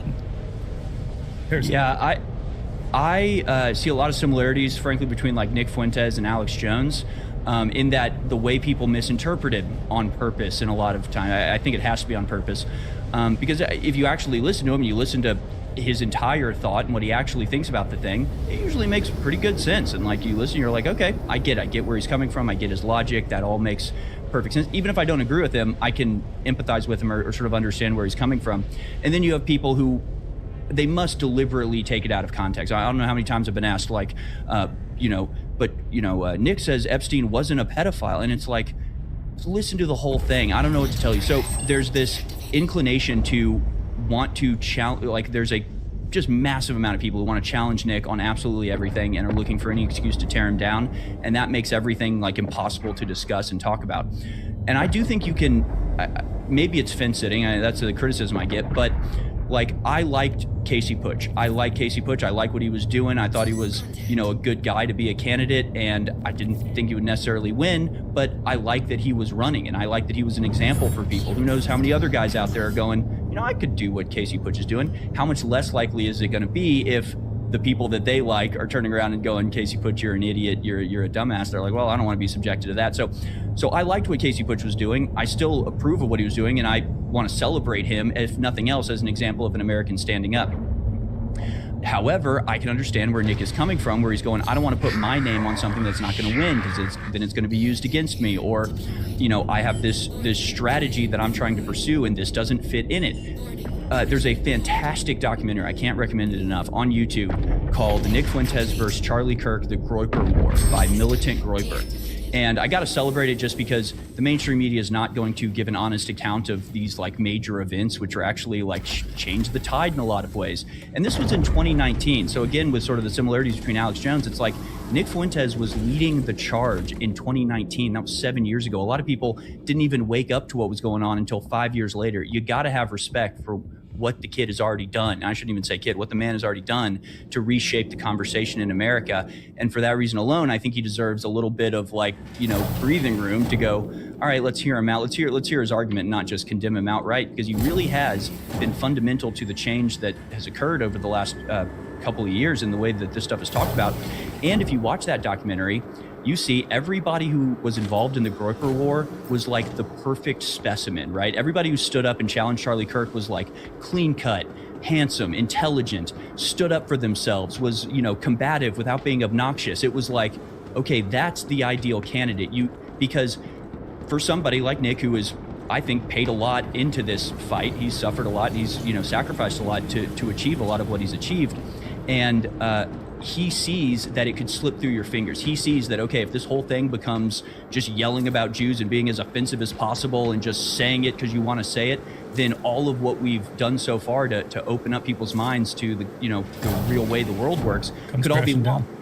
Yeah, it comes crashing down. So I get it. I get why he'd be sensitive and go, look, I don't want these people coming in and saying, actually, we're this movement and we're a bunch of idiots and we're going to go yell and be non-optical and non-strategic. I understand why he's against that. However, I like Dan Bilzerian. I'd love to see him on a stage with Randy Fine. And I completely agree with you about Thomas Massey. I don't understand that. I saw a clip today of Nick being like, everything's boring. There's nothing going on. It's like, there is like a struggle for the fate of our republic happening right now. Like, are we a republic or are we? It's the most expensive primary campaign in American history. There's something. And it's Paul Singer and Miriam Adelson. I mean, yeah. Between what we've raised and what the basically AIPAC/Israel lobby has raised, we're talking, I don't know, $40 million for a primary. I just want to emphasize that. In a single congressional district, of which there are 400. It's so tiny. So yeah, I don't understand why he would stay out of this, except that he just has these bigger plans, and I guess he just doesn't care about what happens to Thomas Massey. I don't know. I disagree with that. Well, and I think, too, a lot of this stuff tends to find a way to work itself out before it's time to pull the lever, right? I mean, we've seen a lot of this drama come and go in politics, and then when it's like, it's time to grit our teeth and, find something to grip here and let's go forward together. So this stuff always happens. And, the one issue I have is I've always been able to get along with everybody. I've always been able to get along with everybody. And it's tough because it's like I've always gotten along with Nick. All right, I understand people have problems with it. That's fine. That's per prerogative. I've always gotten along with Dan. All right, people have their problems with Dan. That's fine. That's their prerogative. And it's like, because I had Dan on my show, it's like all of a sudden now I have to be a part of the drama. And it's just like, no, let people can handle their own business. We're all men here. Let them figure it out. These are men. They'll figure it out. You can decide where you want to be at the end of the day. But most of this stuff usually, I think, works itself out before it's, time to decide who's going to take the final shot and win the game. But as far as the Massey thing, this is how I'm characterizing this. And I think you guys would agree. The reason why the Massey race, I mean, you could argue it's just as important as the Trump election. I mean, you might be able to argue it's more important since it's happening now. The way I view the Massey race is this. If Glarin wins, then there is no Republican Party, there is no American right wing, and there is no conservative movement. There's only the donor class and the foreign lobbyists. That's it. Yep. That's it. Yep. If they can oust Thomas Massey, who's one of the few true conservatives in Congress, if they can oust Thomas Massey, who has one of the best voting records in Congress, if they can oust Thomas Massey, who really kind of should be the standard for conservatism in Republican politics, then there is nothing. There is nothing to hold on to as far as the Republican Party is concerned. It doesn't exist. There's no right wing. There's no Republican Party. There's no conservative movement. It's just the donor class, the foreign lobbyists, and the brainwashed, useful idiots that go along for the ride. And so that's why this Massey race is so important. That's why I had him on today. That's why I'm urging, whoever I can to influence this race and get Massey across the finish line to win again, because that's what it represents to me. And so now you kind of get into the larger picture where there's a big debate happening, which is, well, what do we do in the midterms? Do we vote Republican because they're not Democrats? Do we sit out because we're sick of the Republicans? Do we vote Democrat because we want to stick it to the Republicans? Well, you're going to have to make your own decision as far as how you want to vote. But the way I look at it is this. I feel like if I go vote for a Republican after everything that they've not done or have done to us since Trump got elected, then I'm just a slave. I'm just a slave that says, hey, can you guys do this for me and I'll vote for you? Yeah, we'll do that for you. Okay, I vote for you. And then they don't do anything and then they insult me. Well, if I just continue to go vote for you, I'm just a slave. I'm just a slave. And you'll never have to answer to anything I say. Well, I'm not going to be a slave. So what's the other side? The other side is, well, okay, if I go vote for a Democrat, what am I? Well, I'm an idiot. So it's like, do I want to be a slave or do I want to be an idiot? And I can't see myself really voting for Democrats, but we have to be pragmatic. And I think at the end of the day, I don't like being put in any political boxes. I like to think I'm logical, I'm pragmatic. I try to be consistent. I try to be real. Yeah, I've got my, policy, politics, whatever, but it's like pragmatism, what makes sense, what's good, what's bad. And I just look at it like this. I'm like, okay, let's say I go vote Republican, nothing changes. Okay, now, I'm not going to get anything I vote for, but it's not going to be Democrats. Okay, so nothing changes. It's not Democrats. If I go vote Democrat, let's say I even want to get involved in Democrat Party politics, it's like, well, the Republicans are going to steal my money and they're going to give it to the foreign and special interests. The Democrats are going to steal my money and they might, I don't know, maybe build something. Maybe give it to the Department of Education. It's like, you know what I mean? It's like, where do I go? I know what the Republicans are going to steal my money and do with it. It's like, if I go onto the left and they're stealing my money, I'm like, hey, can we maybe do something good with this money? Like, maybe, can we do something good? And of course, again, you're shaking your head because the answer is no. Neither side of them. Neither of them are going to do it. But I feel like that's where it's at. It's like that's where you're at right now as an independent, patriotic American. It's like, vote for Republicans, you're a slave. Vote for Democrats, you're an idiot.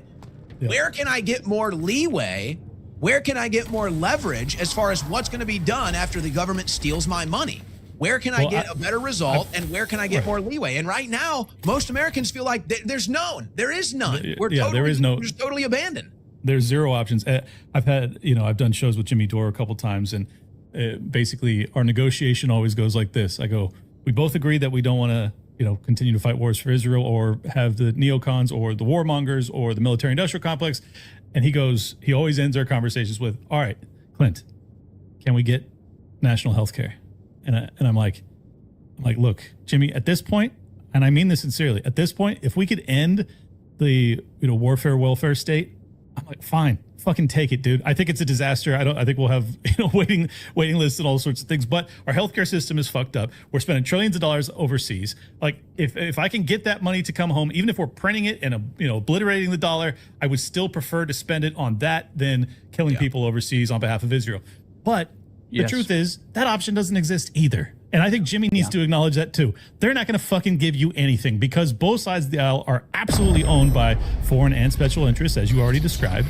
And we don't have a choice. We really don't. And I guess this is why I take the Massey race so seriously, is because it's like, this is the one motherfucker who actually stands up for us. He's the only guy we got.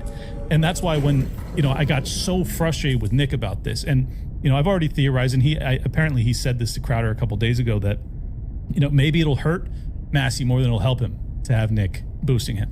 And it's like, fair argument. Maybe that's true. But at the same time, like, I wish, maybe in private, you try and get your people to fundraise for him. Something. It just seems like there's a real lack of interest in trying to save Massey. And given that Massey is like the last line of defense before we have fucking zero representation, not just at the White House executive level, at Congress. I mean, we're toast at that point.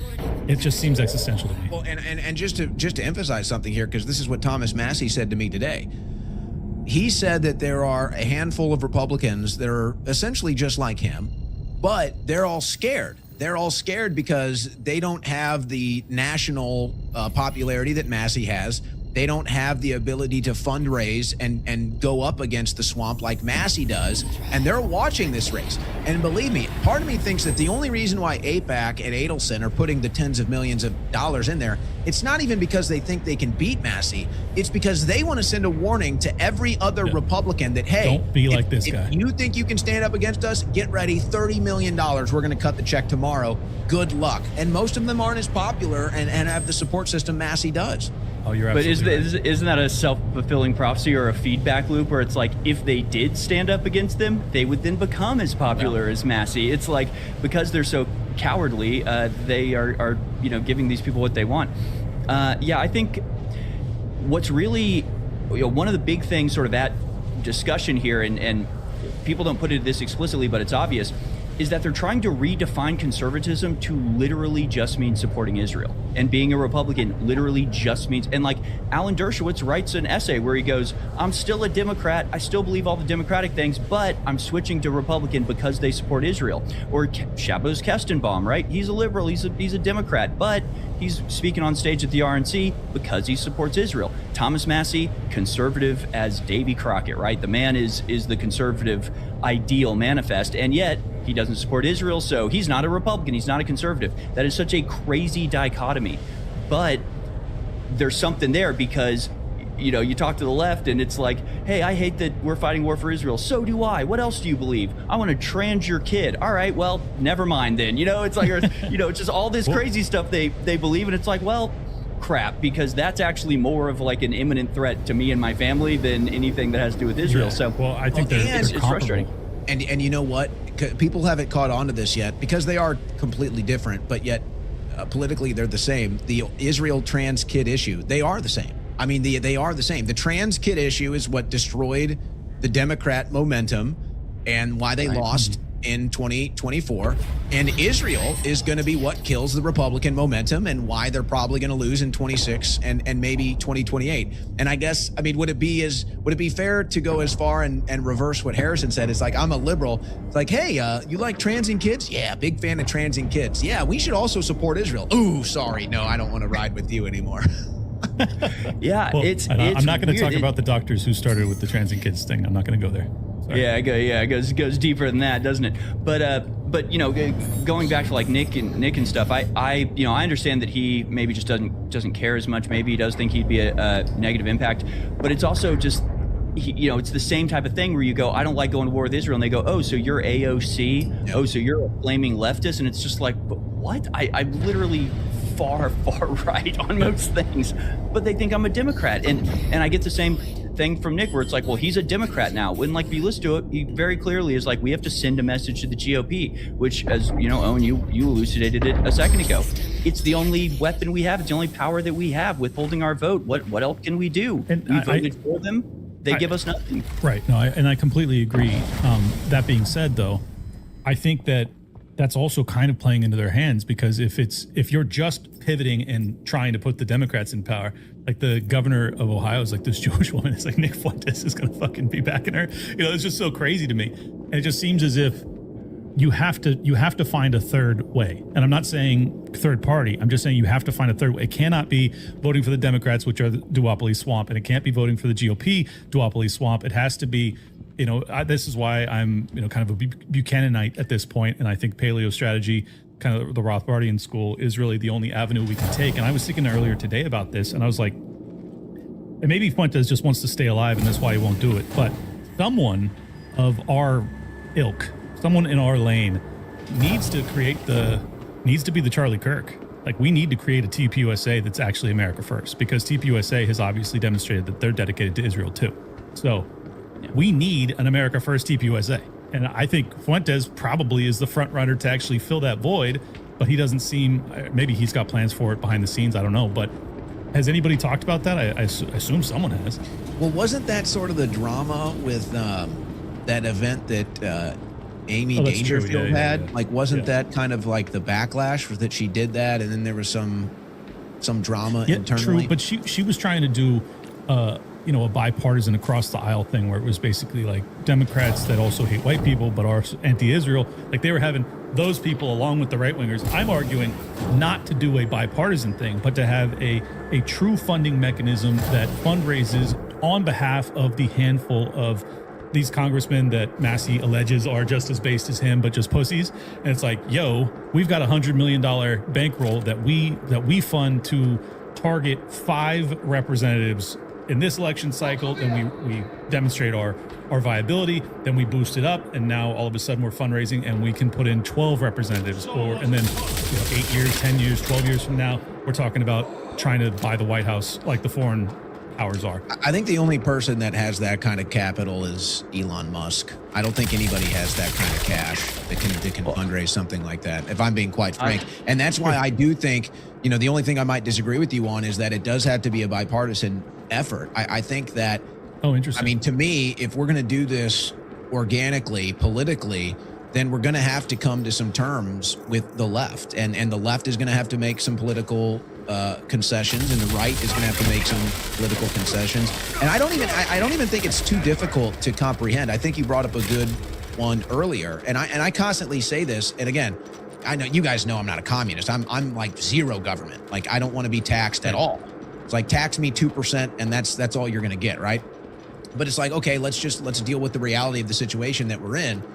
If I had to have a choice, if there's just 2 options on the table, there's no other options, and I got 2 options on the table, I'm either going to spend another $100 billion on a war in the Middle East, or I'm going to spend $100 billion on, say, American healthcare. If these are my only 2 options, I'm choosing American healthcare. Like, it's these are the kind of concessions that I think we're going to have to make with the left. And so it's like, okay, where are our bargaining chips? Border security. Healthcare funding. Where do we agree? Hey, we don't want to spend money on war. It's like we can manipulate some sort of a political delivery system that does have a bipartisan effort, and at least maybe gets the ball moving in America's direction. Yeah, and those 2 examples are sort of the perfect ones, because it's not even necessarily, I don't see it as like concession. It's almost just like, isn't this the only thing that makes sense? You want, government to take care of the people. Don't you also, talking to a liberal, you want all these government programs. Don't you understand how that's impossible with an open border? So, okay, we'll give you the government programs, but in exchange, you got to recognize it's impossible to do this without closing the border first, right? This is the Anna Kasparian route, right? The sane lefties that are like, I get it. She's woken up. She's like, we don't have any power in DC. And obviously, if you want any sort of social welfare network, safety net, you're going to have border control. Like this is a given. So those are the handful of rational people on the left that I feel like I can actually get along with and have a conversation. The problem is that so many people on the left are still of the variety that are like, white people are evil, right. And it's like, so can you actually have a movement across the aisle focused on the Israel thing, but really not with the animosity that sometimes Bilzerian talks about it with, because I think that will lose people. But you need to deliver it in a way like it's not about hatred, it's about prioritizing America and Americans. You guys both do a really good job at laying that out all the time, and I feel like that if you want to do the bipartisan thing, that's going to have to be the tarp that you lay over it.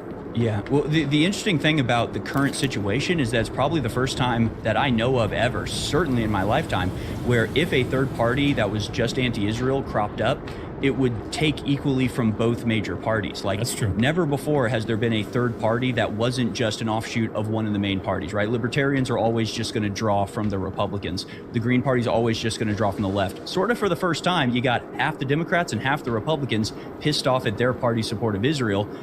So now it would sort of be the time to strike. No, but it is the time. But it does kind of seem we still don't have the money. Impossible. We still don't have the money. And the money is not there. And I know you said you had an hour, so do I need to let you go? I got one more topic. Yeah, I'll say one thing. We can do one more topic here. Okay. There's a viral clip. It's probably from like 2 years ago now. Pastor Greg Locke was in InfoWars Studios, and I told him, I was like, look, forget about however I feel about Israel. I'm just telling you right now, in 2 election cycles, Israel's done. There won't be any American support for Israel. And he laughed and he hawed and laughed at me. And I said, hey, you laugh as much as you want. Well, now here we are. I've been totally proven right. And you can even go back to the broadcasts that I did right after October 7th, and I said, look, this is going to end up with people waving Palestine flags and Israel flags in the streets of America. That's where this is going to end up. And people are just sick of it. And this is where the mismeasurement is at. People that are in the political world, and we're probably not good examples of this. It's mostly DC, maybe the coastal elites, but and the people that are obsessed with their MAGA social media accounts, they live in such a bubble that they can't even touch reality right now. Like they don't even have a real idea of how the American people feel. They're still living off the high of the election. They're still living off of, if Trump can fart in their face and they can get a sniff of it, they'll get a nice little dopey, it's like nice dopamine hit out of that. And let me tell you something that happened to me today. I'm out this morning. I'm playing. I feel like you're reading from Benny Johnson's diary. All right, keep going. Come on, I'm trying to be friends with everybody here, Clint. We love Benny Johnson. I don't. Fuck you, Benny. Sorry. I'm playing pickup basketball this morning, okay? And I've got some regulars there, some new guys. They come and go. And, every once in a while, somebody will pull up a video and they'll be like, oh, is this you? Some viral video or whatever. So that happens this morning. Somebody comes over and is like, hey, is this you? I'm like, oh, yeah. He's like, oh, what do you do? I'm like, oh, political talk shows, whatever. So there's a guy sitting down next to us, and he overhears us, and he's like, oh, you're into politics? I'm like, yeah. He's like, you have a political talk show? I'm like, yeah. He's like, he doesn't ask, am I right? He doesn't ask, am I left? He doesn't ask about, Trump. You know what he asked me, guys? He asks, how do you feel about Israel? That's what he asked me. That's where people are at right now. They're not thinking about Trump. They're not thinking about the left. They're not thinking about the right. Everybody can see Israel's influence, and the vast majority of Americans that don't talk politics now view Israel as an evil state. This is just the reality of things. And these people, this is not my opinion. A lot of people seem to misinterpret this as opinion. No, this is a fact. Mm-hmm. And so they've completely lost touch with the average American. They're living in their political bubbles. They don't understand how unpopular this foreign policy is. And this is it's like, when that is the question I'm asked, it's like, oh, you find out I'm in politics and you don't ask about affiliation. You don't ask about who I voted for. You ask me, how do I feel about Israel? To me, that tells me everything. That tells me that right now, Israel is a major issue. Now, at the end of the day, it's going to be, how am I doing economically? How is my kid's school? Like, these are the things that people think about when they're voting. But as far as just general political talk, general political attitude, there's a zero tolerance policy for Israel. They don't care if you're left. They don't care if you're right. They don't care if you're this, that. How do you feel about Israel? That is what I got asked today. And to me, that told the whole story. But the other things you mentioned are all sort of downstream from Israel too, right? The gas is high. Why is the gas high? Because we're at war with Iran. Why are we at war with Iran? Because of Israel. So I think people take that shortcut, right? That's what people have figured out. Well, and that's what gives me hope, honestly, is that people are finally connecting that dot, that this is not some nebulous, I don't know, bleeding heart anti-war thing, which is the camp I come from. People are now doing the right-wing thing where it's like, oh, I want to be able to afford a house. Why are we spending trillions of dollars overseas? It's like, finally, the pain is getting to the threshold that people are connecting those dots. It's not just, I care about kids being blown up, but also I care about my kids ever being able to, start a family. So that's progress. I wanted to, this is a big topic that I just finished the Tucker Carlson O'Leary debate. And I was thinking about this because I see you, Harrison, going nuts online sometimes about the data centers. And I'll be honest, my bias, as you guys would guess, as a libertarian, is a free market guy. I'm like, there's demand, there's going to be supply. Are you not kind of tilting at windmills here to try and stop this? Obviously, I oppose any sort of government taxes to go to fund this shit. But if it's a free market phenomenon, I don't know how you stop it. So I'll just be honest, though, too, in that I'm fairly ignorant about this topic. I learned more from this debate with Tucker and O'Leary than I knew about it prior. So, Harrison, if you could lay out the con argument, why should we oppose these data centers? Well, there's any number of reasons. I mean, for one thing, it just certainly exposes the fraudulence of the climate change agenda, right? It was all about control, and now they figured out a better method of control. My whole thing is there is no purpose for the data centers that isn't mass surveillance. That's it. That's the only reason that these things would need to exist. We already have, I mean, I think America has 5,000 of them at this point, or like 4,200. We're building 3,000 more, while the next highest country is like China with like 400, right? So we already have these, like, we're immensely overscaled in all of this stuff already. I just don't think it's necessary. And when something's not necessary, but they're doing it anyway, you got to look for the ulterior reason that they're actually doing it. I think the government is very much involved in all of this. I think even if they aren't the ones laying out the initial outlay, the initial investment to get it done, those investments are only being made because the DoD contracts are guaranteed in the future. The funding will come from the government eventually in billions of dollars. Paint me the panopticon technocratic thing that they're creating with these data centers, because I don't follow. I mean, I could guess at it, but like, what are you actually envisioning?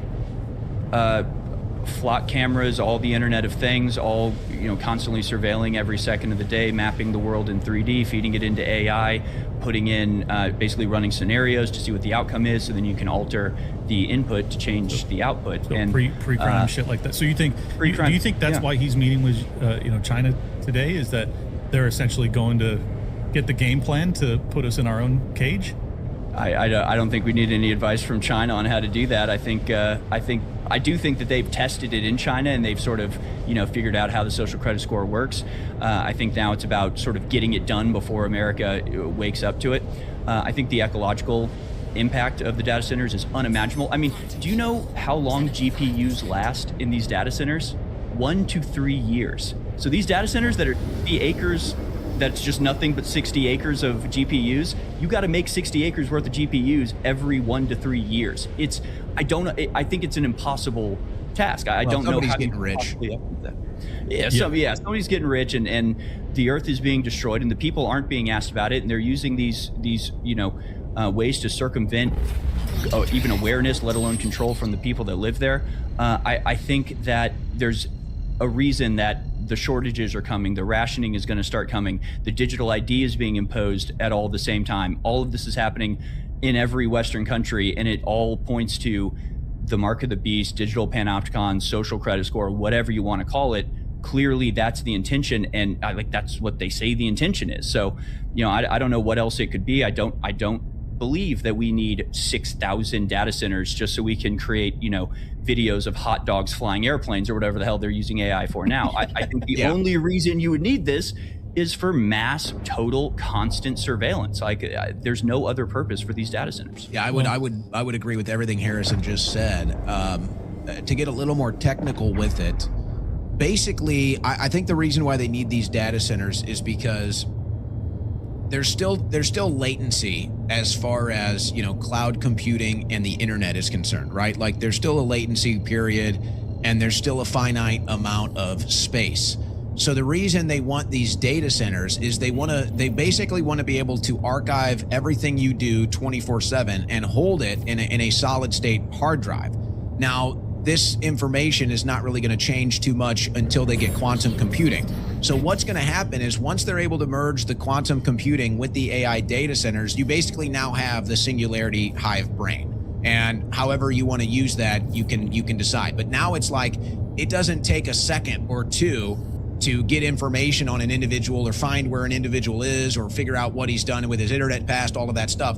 Now it's there. It's just there perpetually 24/7. It never moves. It's never deleted. It's never erased. Storage is not an issue. Speed is not an issue. And now everything is surveillance, data tracking, downloading, uploading, everything in real time 24/7. And with quantum computing, there's virtually zero latency. It's basically just in real time you can access this stuff. So just to get a little more technical, also, it's going to cause an energy crisis. I mean, it's going to completely drain our energy grid. They're doing these things now because they know this, and it needs so much water. They're doing these prospecting runs, and they fly over looking for where there's underground water so that they can build the data centers on top of it and suck all of that water out because there's going to be such a demand. So that's kind of the technical stuff. But let me just do, this is where I come from as far as what does it mean for the spirit of our country? What does it mean for the experience of living in America? We were all lucky enough to actually get a glimpse of the world before smartphones. We were lucky enough to go to a concert, a music festival, a ball game, a park, whatever, before everybody had a smartphone, before everybody was connected to the internet perpetually. And I think we would all agree it was a lot more fun. It was a lot more fun. It was a lot more real. And I think once we go into this AI world, I think that whatever semblance we have left of that world, whatever nostalgia that we can still try to cling to or find out there whenever it's possible, I think it's all gone. I think it's all gone at that point. I don't think you'll be able to find it at all, except for specific events that say, hey, no cell phones, no cameras, whatever. Certain venues might do that. But to me, that's what we're going to lose as far as the human experience is concerned. Let's take what you just said and extrapolate it even wider and farther. Like, I'll sit there and I'm reading Richard Scarry books. You'd probably recognize the drawing, but it's the book where it's like about town, and it's a little drawing of a town. There's the policeman, helping people cross the street, and the baker, and it's like I'm showing my son this, and I'm like, this doesn't even exist anymore. It's like the fundamental change of what it means to be human and what our lives are like. It's like you don't have the little police office on the corner with the friendly officer. You have the, giant cybernetic SWAT team that's deployed with robots. You're not going to have the little stand where you go buy fruit. You order some slop from a robot and it delivers from a giant warehouse somewhere. They are deliberately, fundamentally changing this. And it goes into everything. It goes into BlackRock buying up houses. The idea that you buy a house and invest in it and own it and it's your store. That's over. Like all of these things, they are deliberately ending, not because people are sick of them, not because we've moved on and developed better ways, but because the ways that we developed over the last several centuries are predicated on private property and ownership, which is liberty. And that's what they're trying to get rid of. So the whole you will own nothing and you will be happy, like that is the absolute goal. And I don't think it's a coincidence that the data centers are sucking up all the water at the same time they got the World Economic Forum going, hey, the vaccines didn't work as well as we thought. But everybody understands water. I'm sure y'all seen that clip where, they're very open about the idea of like, hey, if we get our hands on water, everybody's got to listen to us if they want to survive. These people are, we know how insane these people are. Yeah. Well, so I don't find it a coincidental.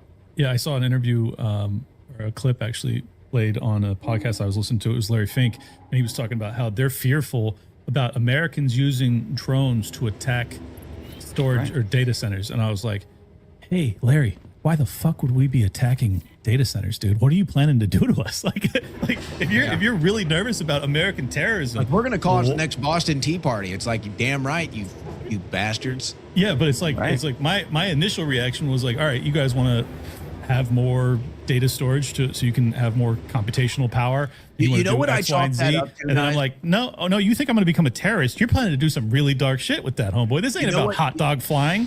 You know what I chalked that up to, guys?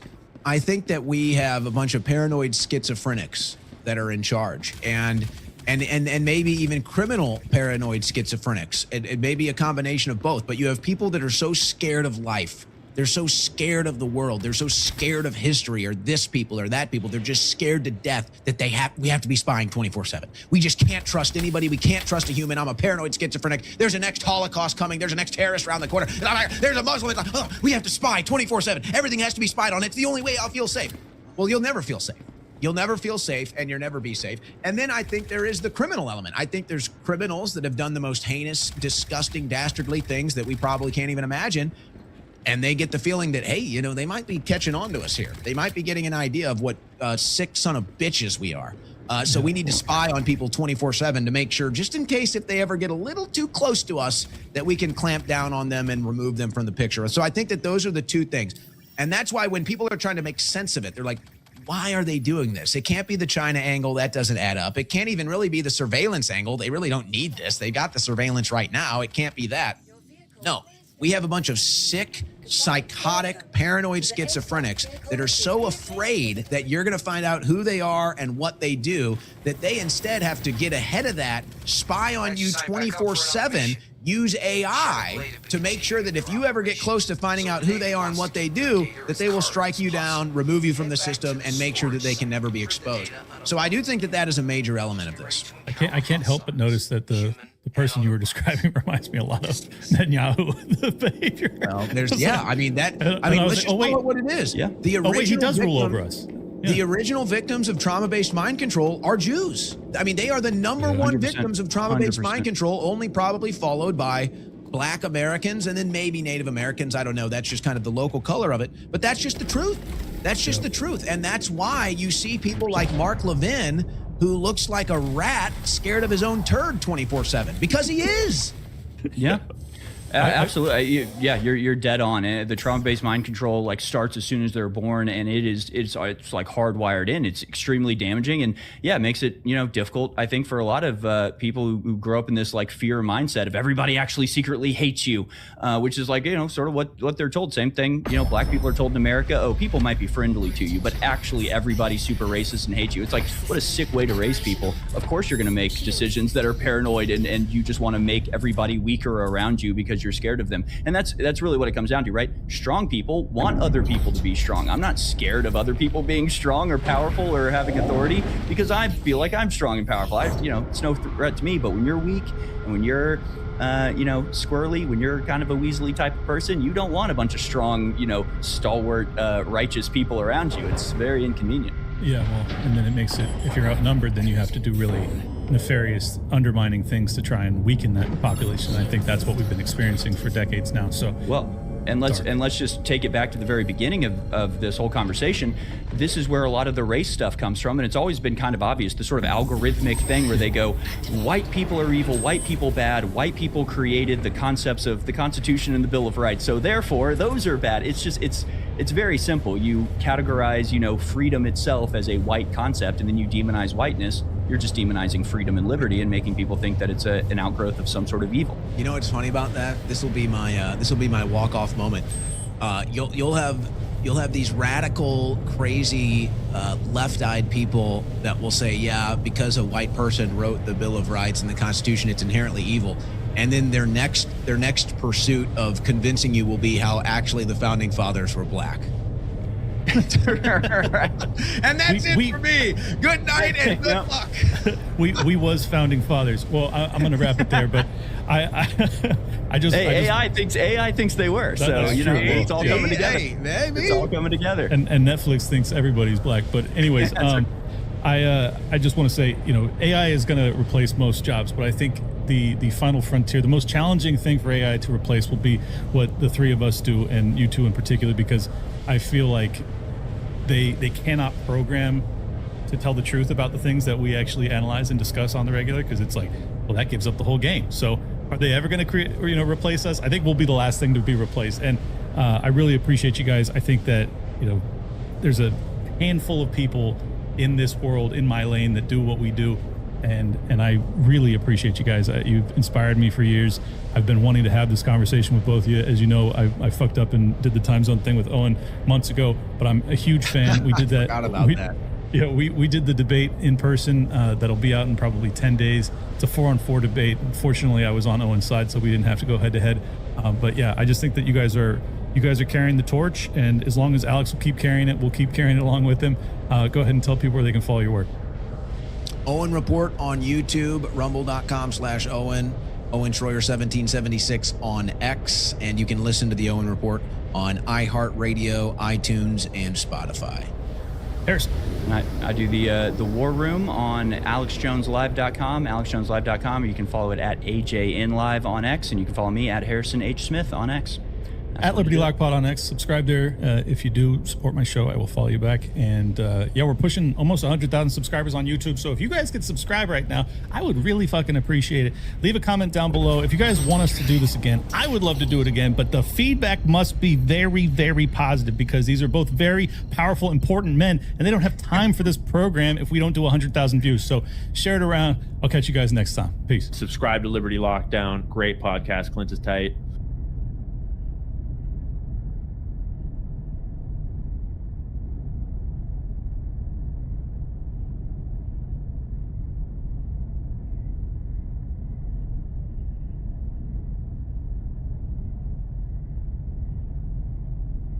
Life comes at you fast, when one day you're getting a stepdad shirt from Elon Musk's baby mother, and then you're getting investigated by the DOJ. Far-left influencer Hassan Piker might be in real trouble for visiting Cuba in March, where he filmed what looks like a And then you're getting investigated by the DOJ. Far-left influencer Hassan Piker might be in real trouble for visiting Cuba in March, where he filmed what looks like a propaganda video for the regime. My goal here today is to bring awareness to what my government, the United States of America, has done to the Cuban population. Yeah, now federal officials have subpoenaed Piker as part of a wider investigation into violations of U.S. laws and sanctions, which prohibits supporting Cuba's communist regime. Piker responded today saying It's not great, okay? I mean, it's bull, but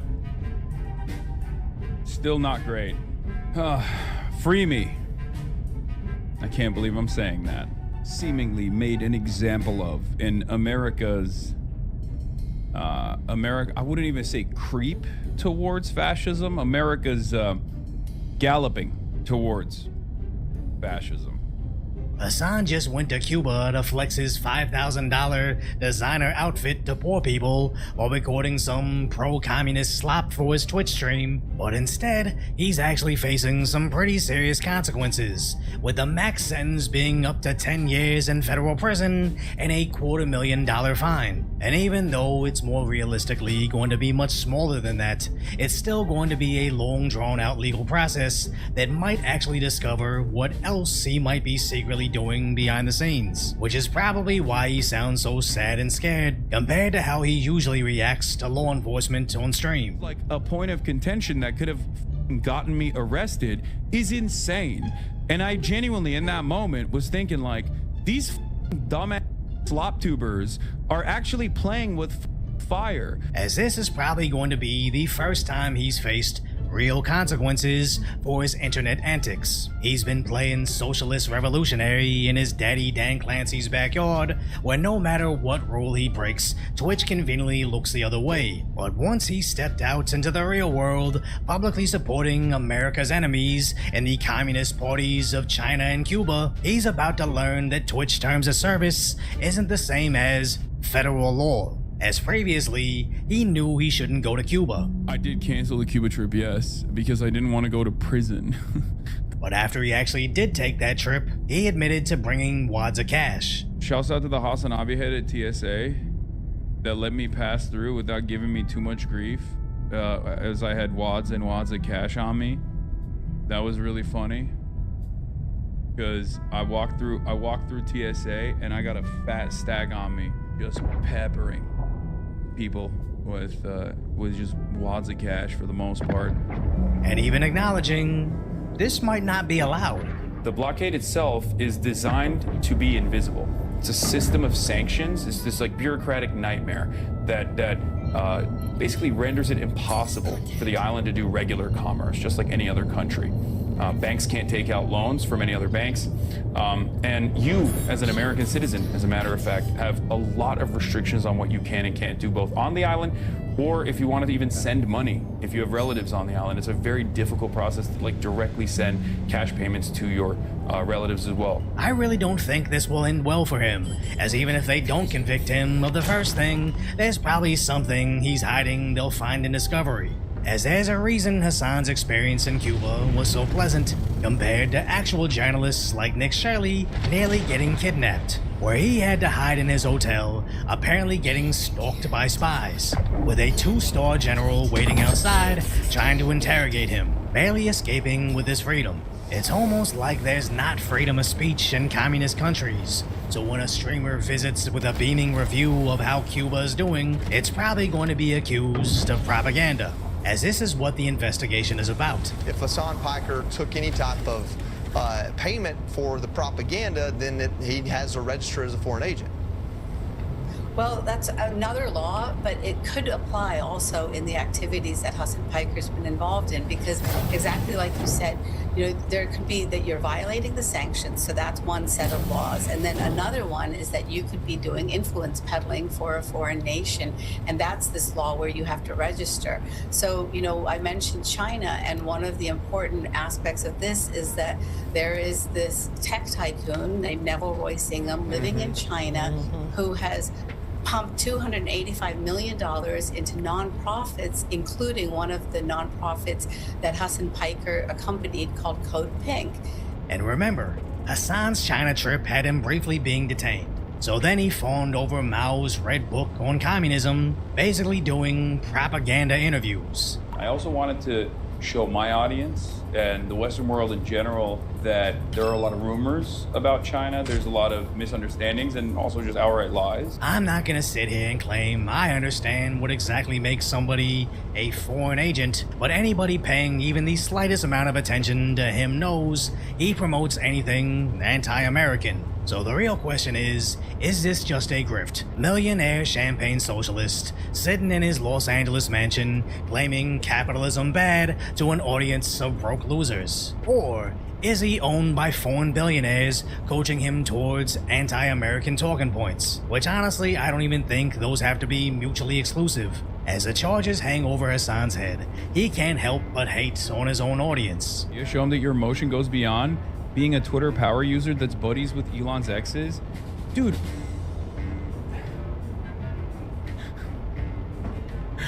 Sometimes I welcome rotting for the rest of my life in a federal penitentiary rather than having to deal with long-term community members who have like unbelievably snide remarks even in this moment. Like what the dude, what? You have to slap me with a backhand and be like, all you technically do is just, hang out with Elon Musk's exes, dude. Why don't you do some real organizing? Well, I did. I mean, maybe I'm an idiot, but it didn't seem like that comment was made in bad faith. Just because his argument might be inaccurate doesn't mean he's against you. But that's just what happens when you're so low self-esteem. Even fans with paid-for subscriptions get met with condescending reactions, as Hassan can't stand to be anything but idolized. As a random anime avatar with 8,000 followers compared to Hassan's 1.6 million made a comment about Hassan's hotel stay in Cuba, to which Hassan just had to quote retweet to correct the record, to which the original poster laughed at, as Hassan is just signal boosting his own issues. As vanity is Hassan's own worst enemy. It's basically the only reason he's famous in the first place, but has coincidentally been the downfall of his entire career.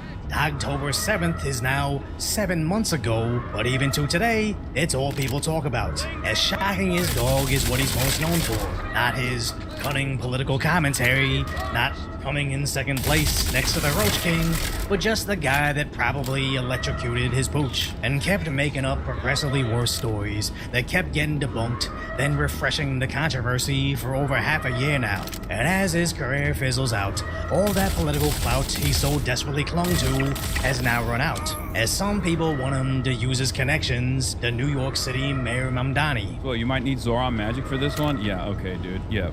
I don't think Zoran Mamdani is going to be doing that anytime soon, because I'm not a concerning incident that took place. But Mamdani's preoccupied doing Twitch streams in which he gets spammed with male-on-male adult chat. Meanwhile, his subways are flooded. The streets are flooded with literal garbage, and you can't escape by airplane as they're blocked by Palestinian activists, with the streets literally looking like the worst part of a third world country, where machete attacks take place in broad daylight on scooters as their socialist mayor begs for more of their money. We cannot close this deficit with savings alone. We need new revenue, and we need a structural reset in our relationship with the state, and to call on Albany to deliver additional revenue. I think this is gonna haunt Hassan for quite some time. Even if he slithers out of this, the lawyer fees alone will likely hurt him. As sadly, even if he's forced to register as a foreign agent, it's not like his audience would turn against him. I honestly think if he came out as a Chinese agent, his fans wouldn't flinch. It would just grant him more credibility being an actual communist instead of just role-playing one in his million-dollar mansion. So if you appreciate my concise, lighthearted commentary on the tragic status that is today's reality, hopefully this one-man operation has earned your subscription and you'll subscribe to Decoy.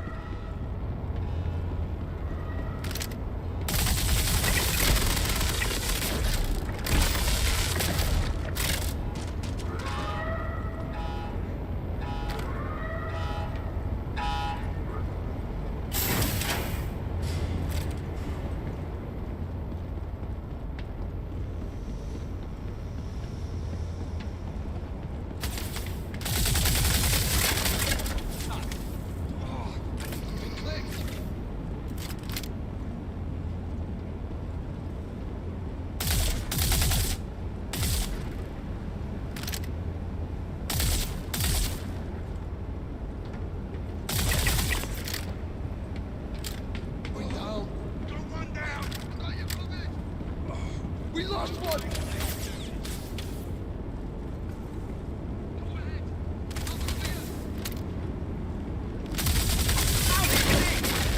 Lost one! Shit! We're down one!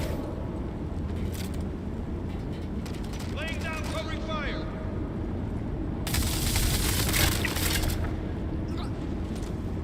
I got you! Go! Go!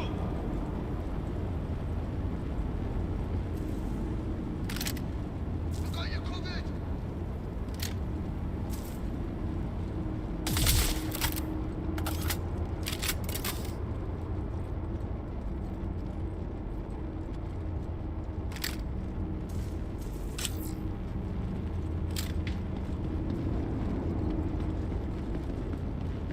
Advancing.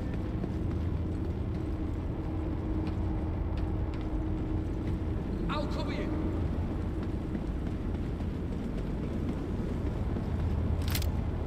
I'm pushing.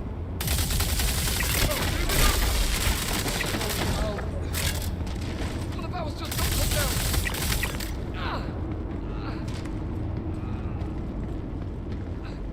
Pushing.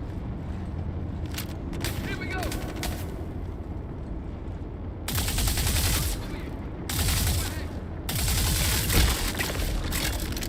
Holy shit! They just killed him! I'll keep him occupied. Go ahead. I'll cover you. Here we go!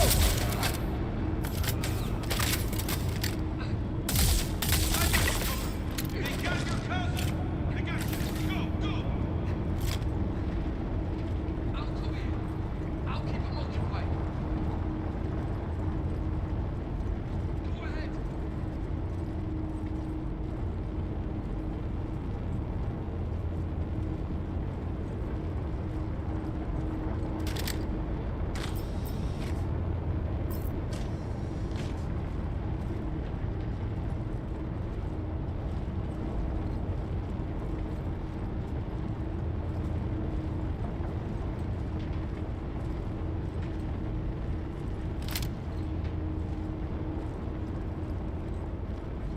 Laying down covering fire.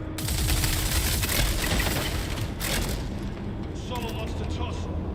Moving up. Lost one. I'm pushing. Oh shit! I'm hit. Go ahead. Special delivery.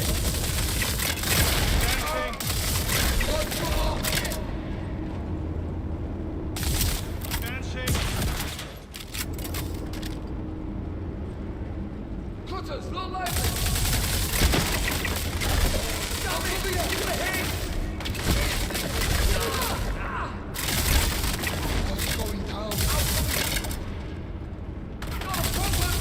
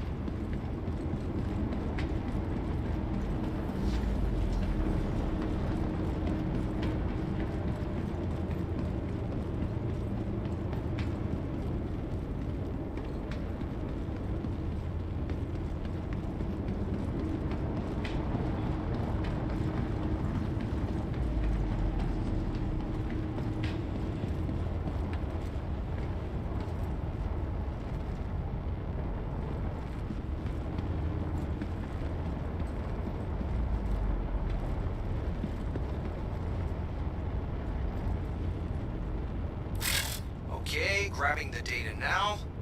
Oh, not getting much. Most of it's encrypted. From what little I can see, there should be a way to unscramble it nearby.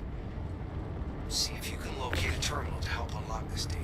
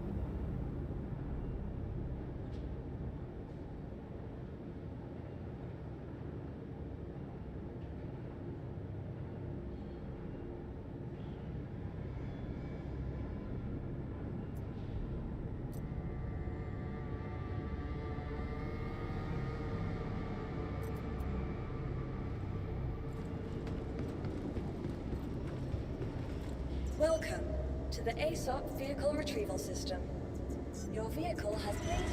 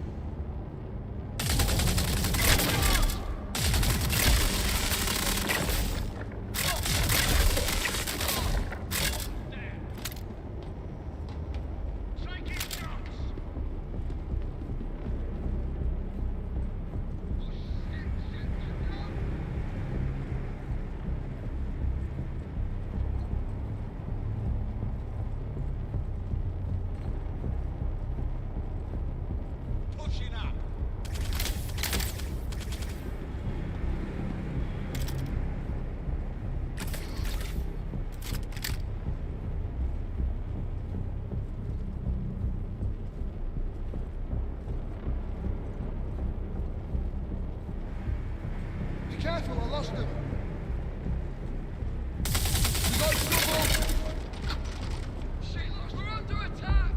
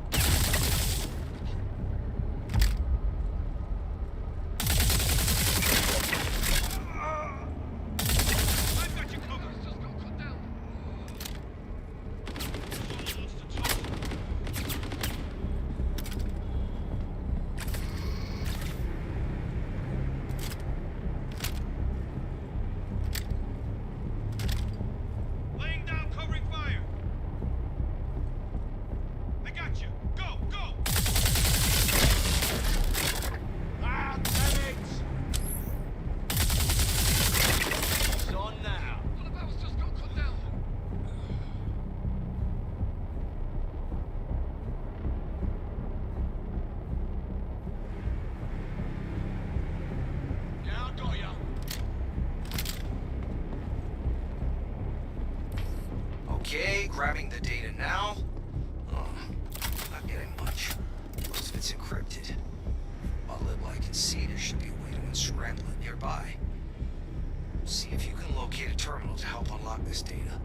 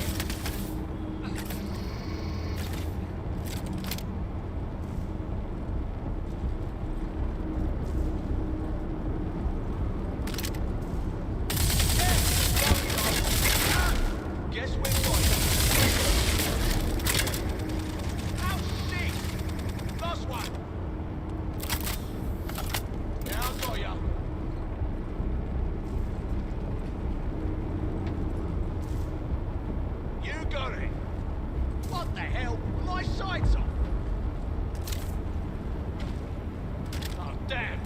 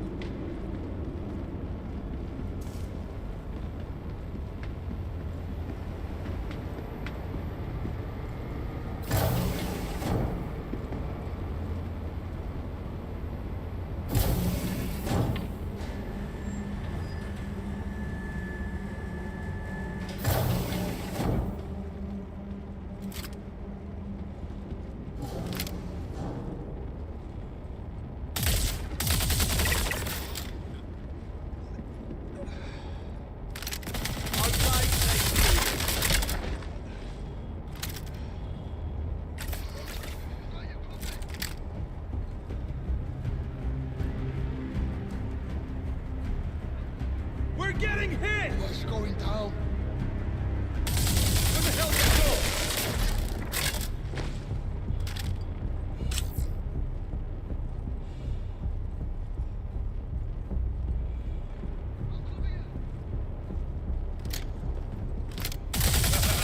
The day just got interesting.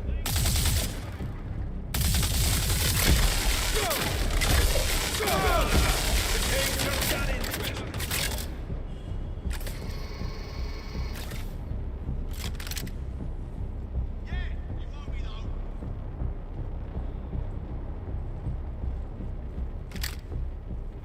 I got you. Go, go! Dodge all you want. This ends with you dead. Bring it!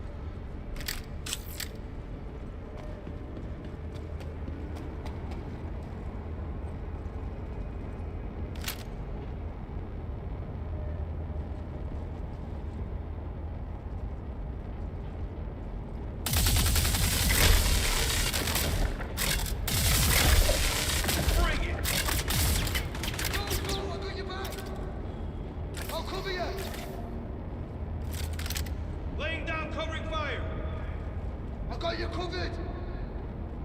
I'll cover you. I got you covered.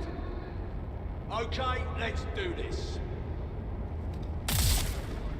Go, go, I got you back. I got you covered. I'll cover you. I got you. Go, go.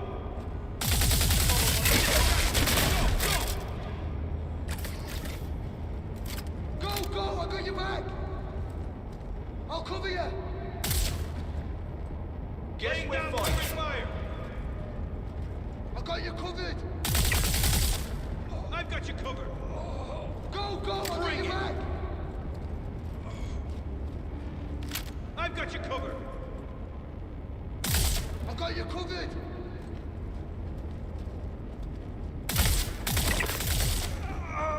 Go, go, I got you back.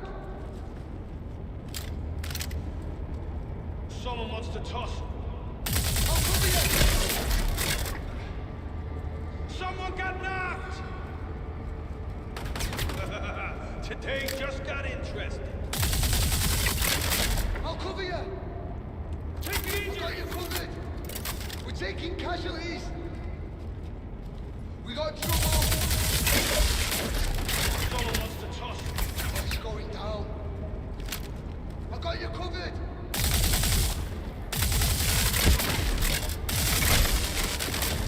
I'll cover you.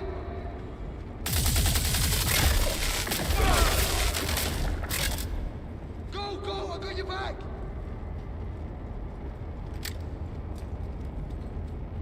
Go, go, I got you back.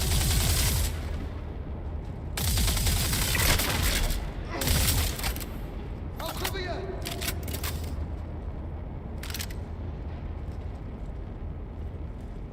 I got you covered. I'll cover you. It's going down.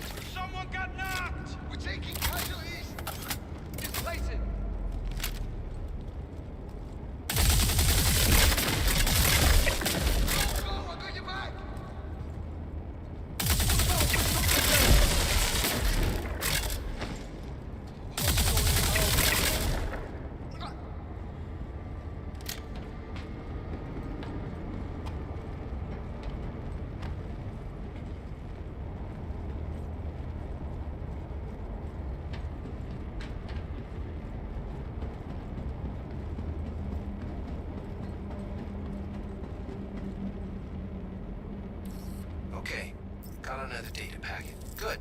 Shouldn't be much longer to track them all down.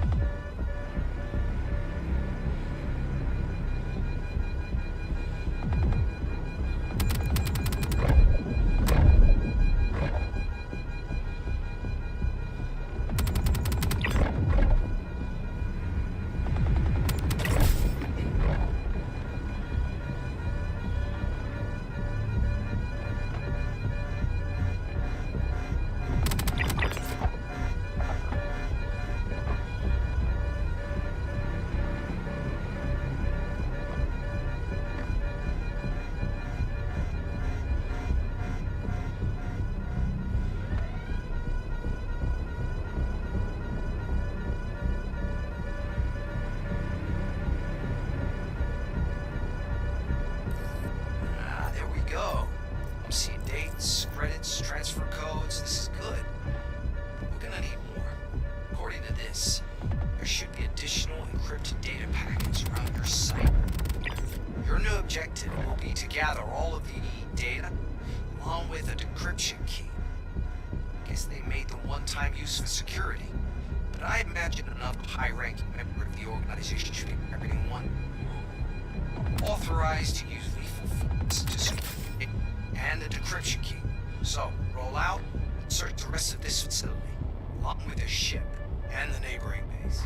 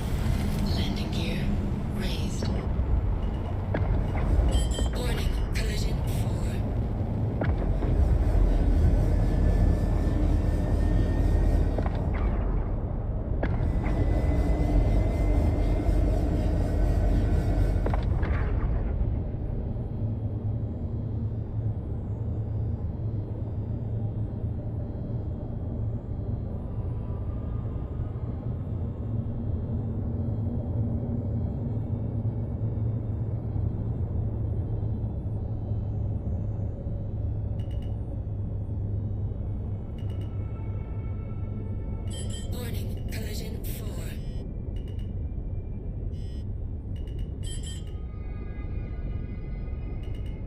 Warning, collision 4.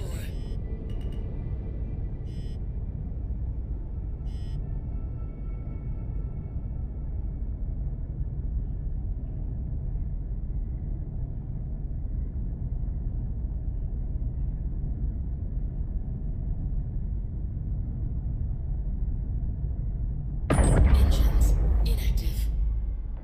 Core system deactivated.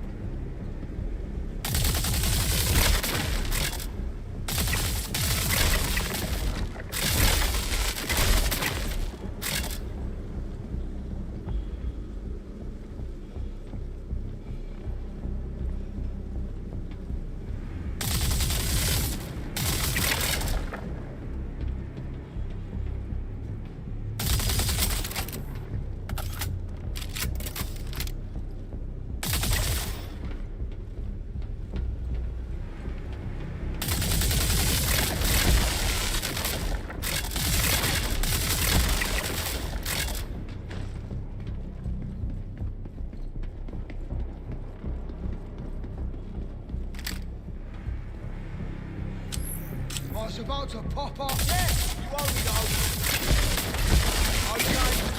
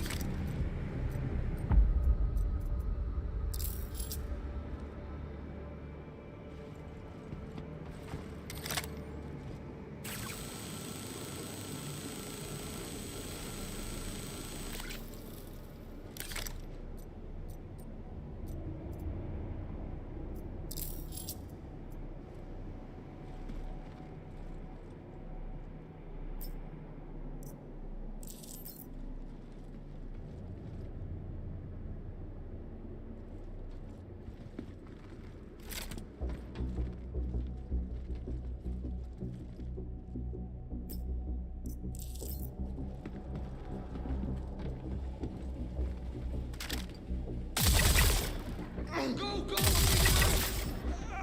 Moving forward. We're under attack!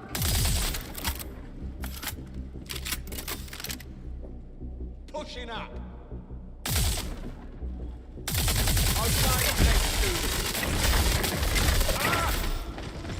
You got it.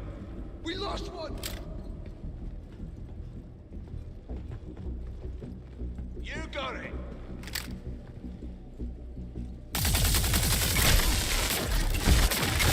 Yeah, you owe me though. Not a problem. Yeah, you owe me though. Yeah, I got ya.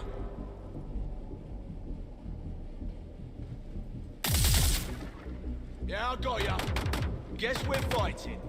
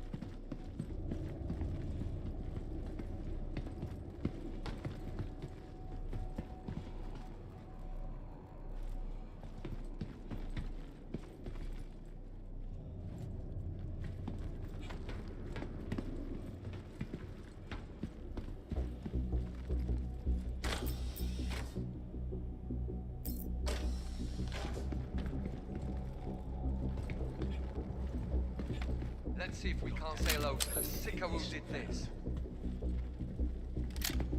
Bastard probably couldn't have gone far. Control to look into it. Yeah, I'll get to the bottom.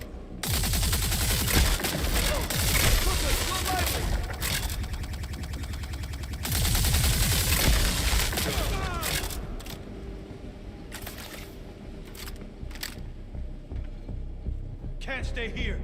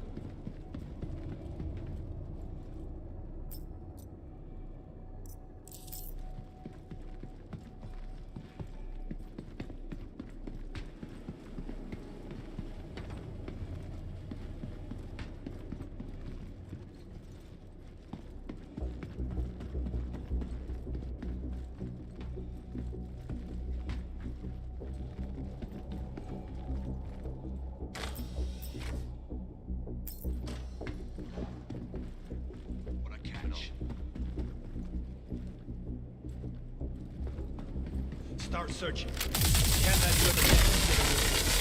Ah!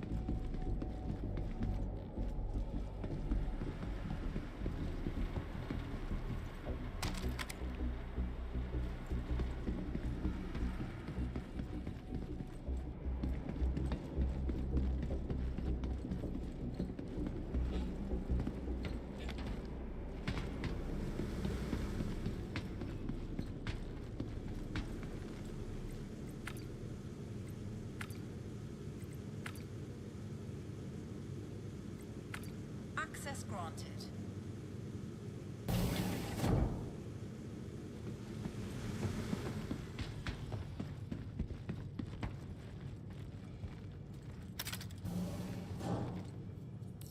Good. That's the final piece of data we needed. Time to decrypt them at the terminal and get them uploaded to the Intersect servers.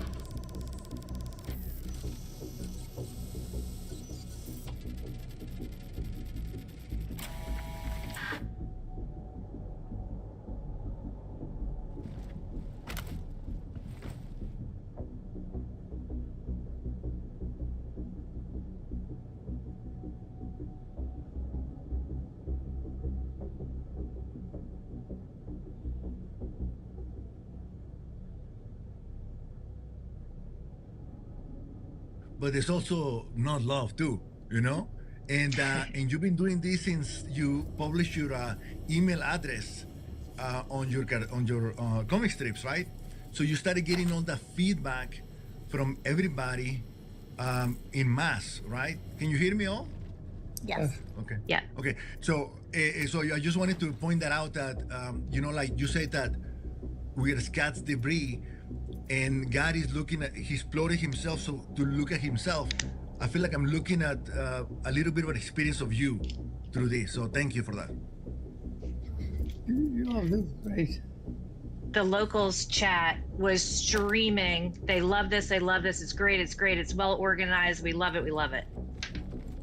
And we love you. Just an update on me. You can tell I'm getting weaker and weaker.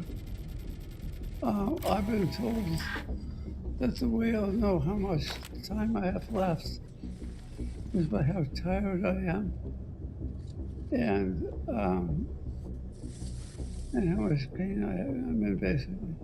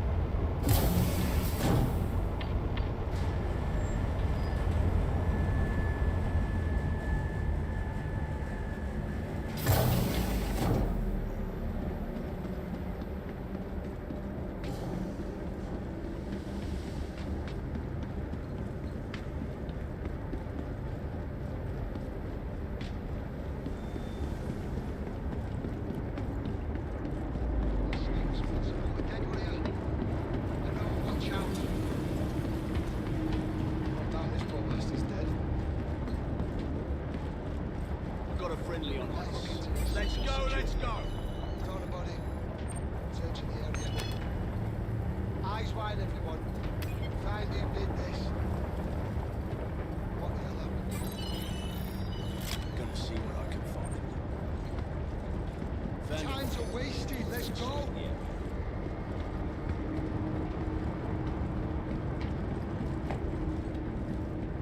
That's not good.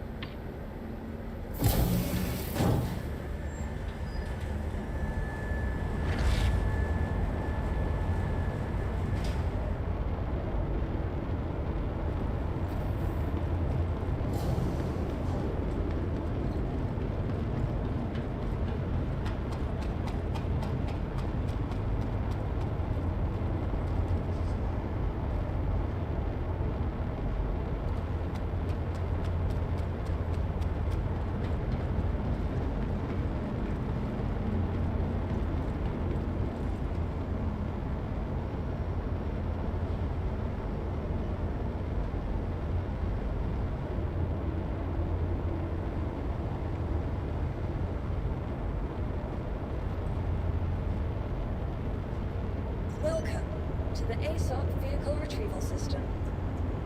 Your vehicle has been moved to our storage facility.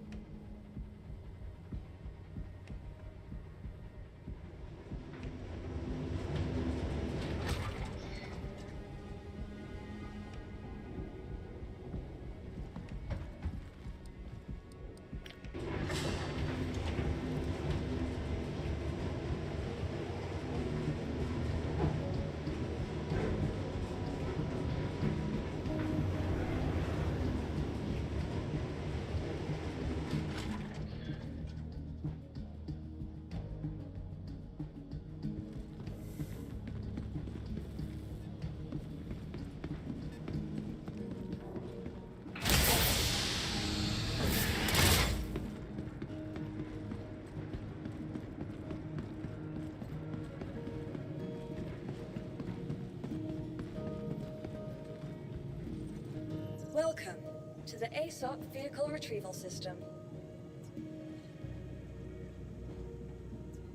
Please visit us again. Goodbye. Welcome to the ASOP Vehicle Retrieval System. Your vehicle has been moved to our storage facility.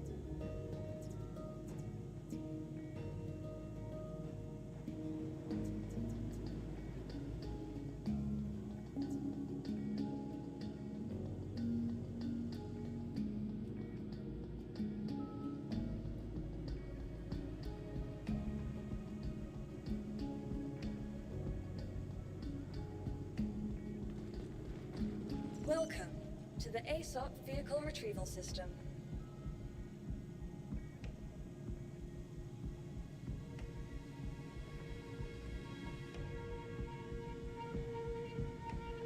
Your vehicle has been moved to our storage facility. Please visit us again. Goodbye.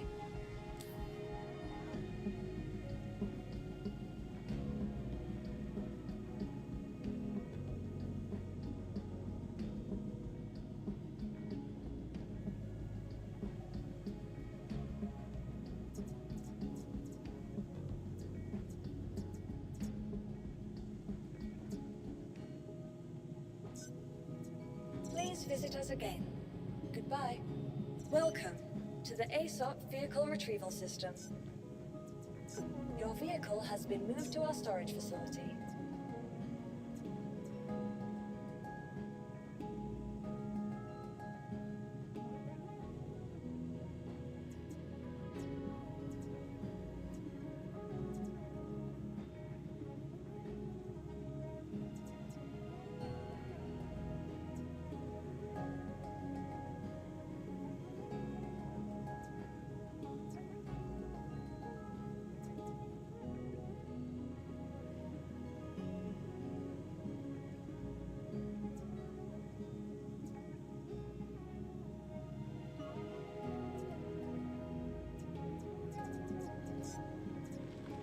Your vehicle has been moved to our storage facility.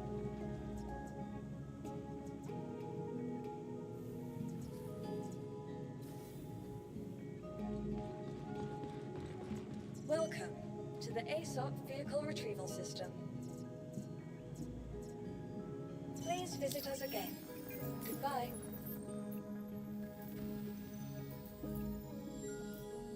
Vehicle selected. Please visit us again. Goodbye.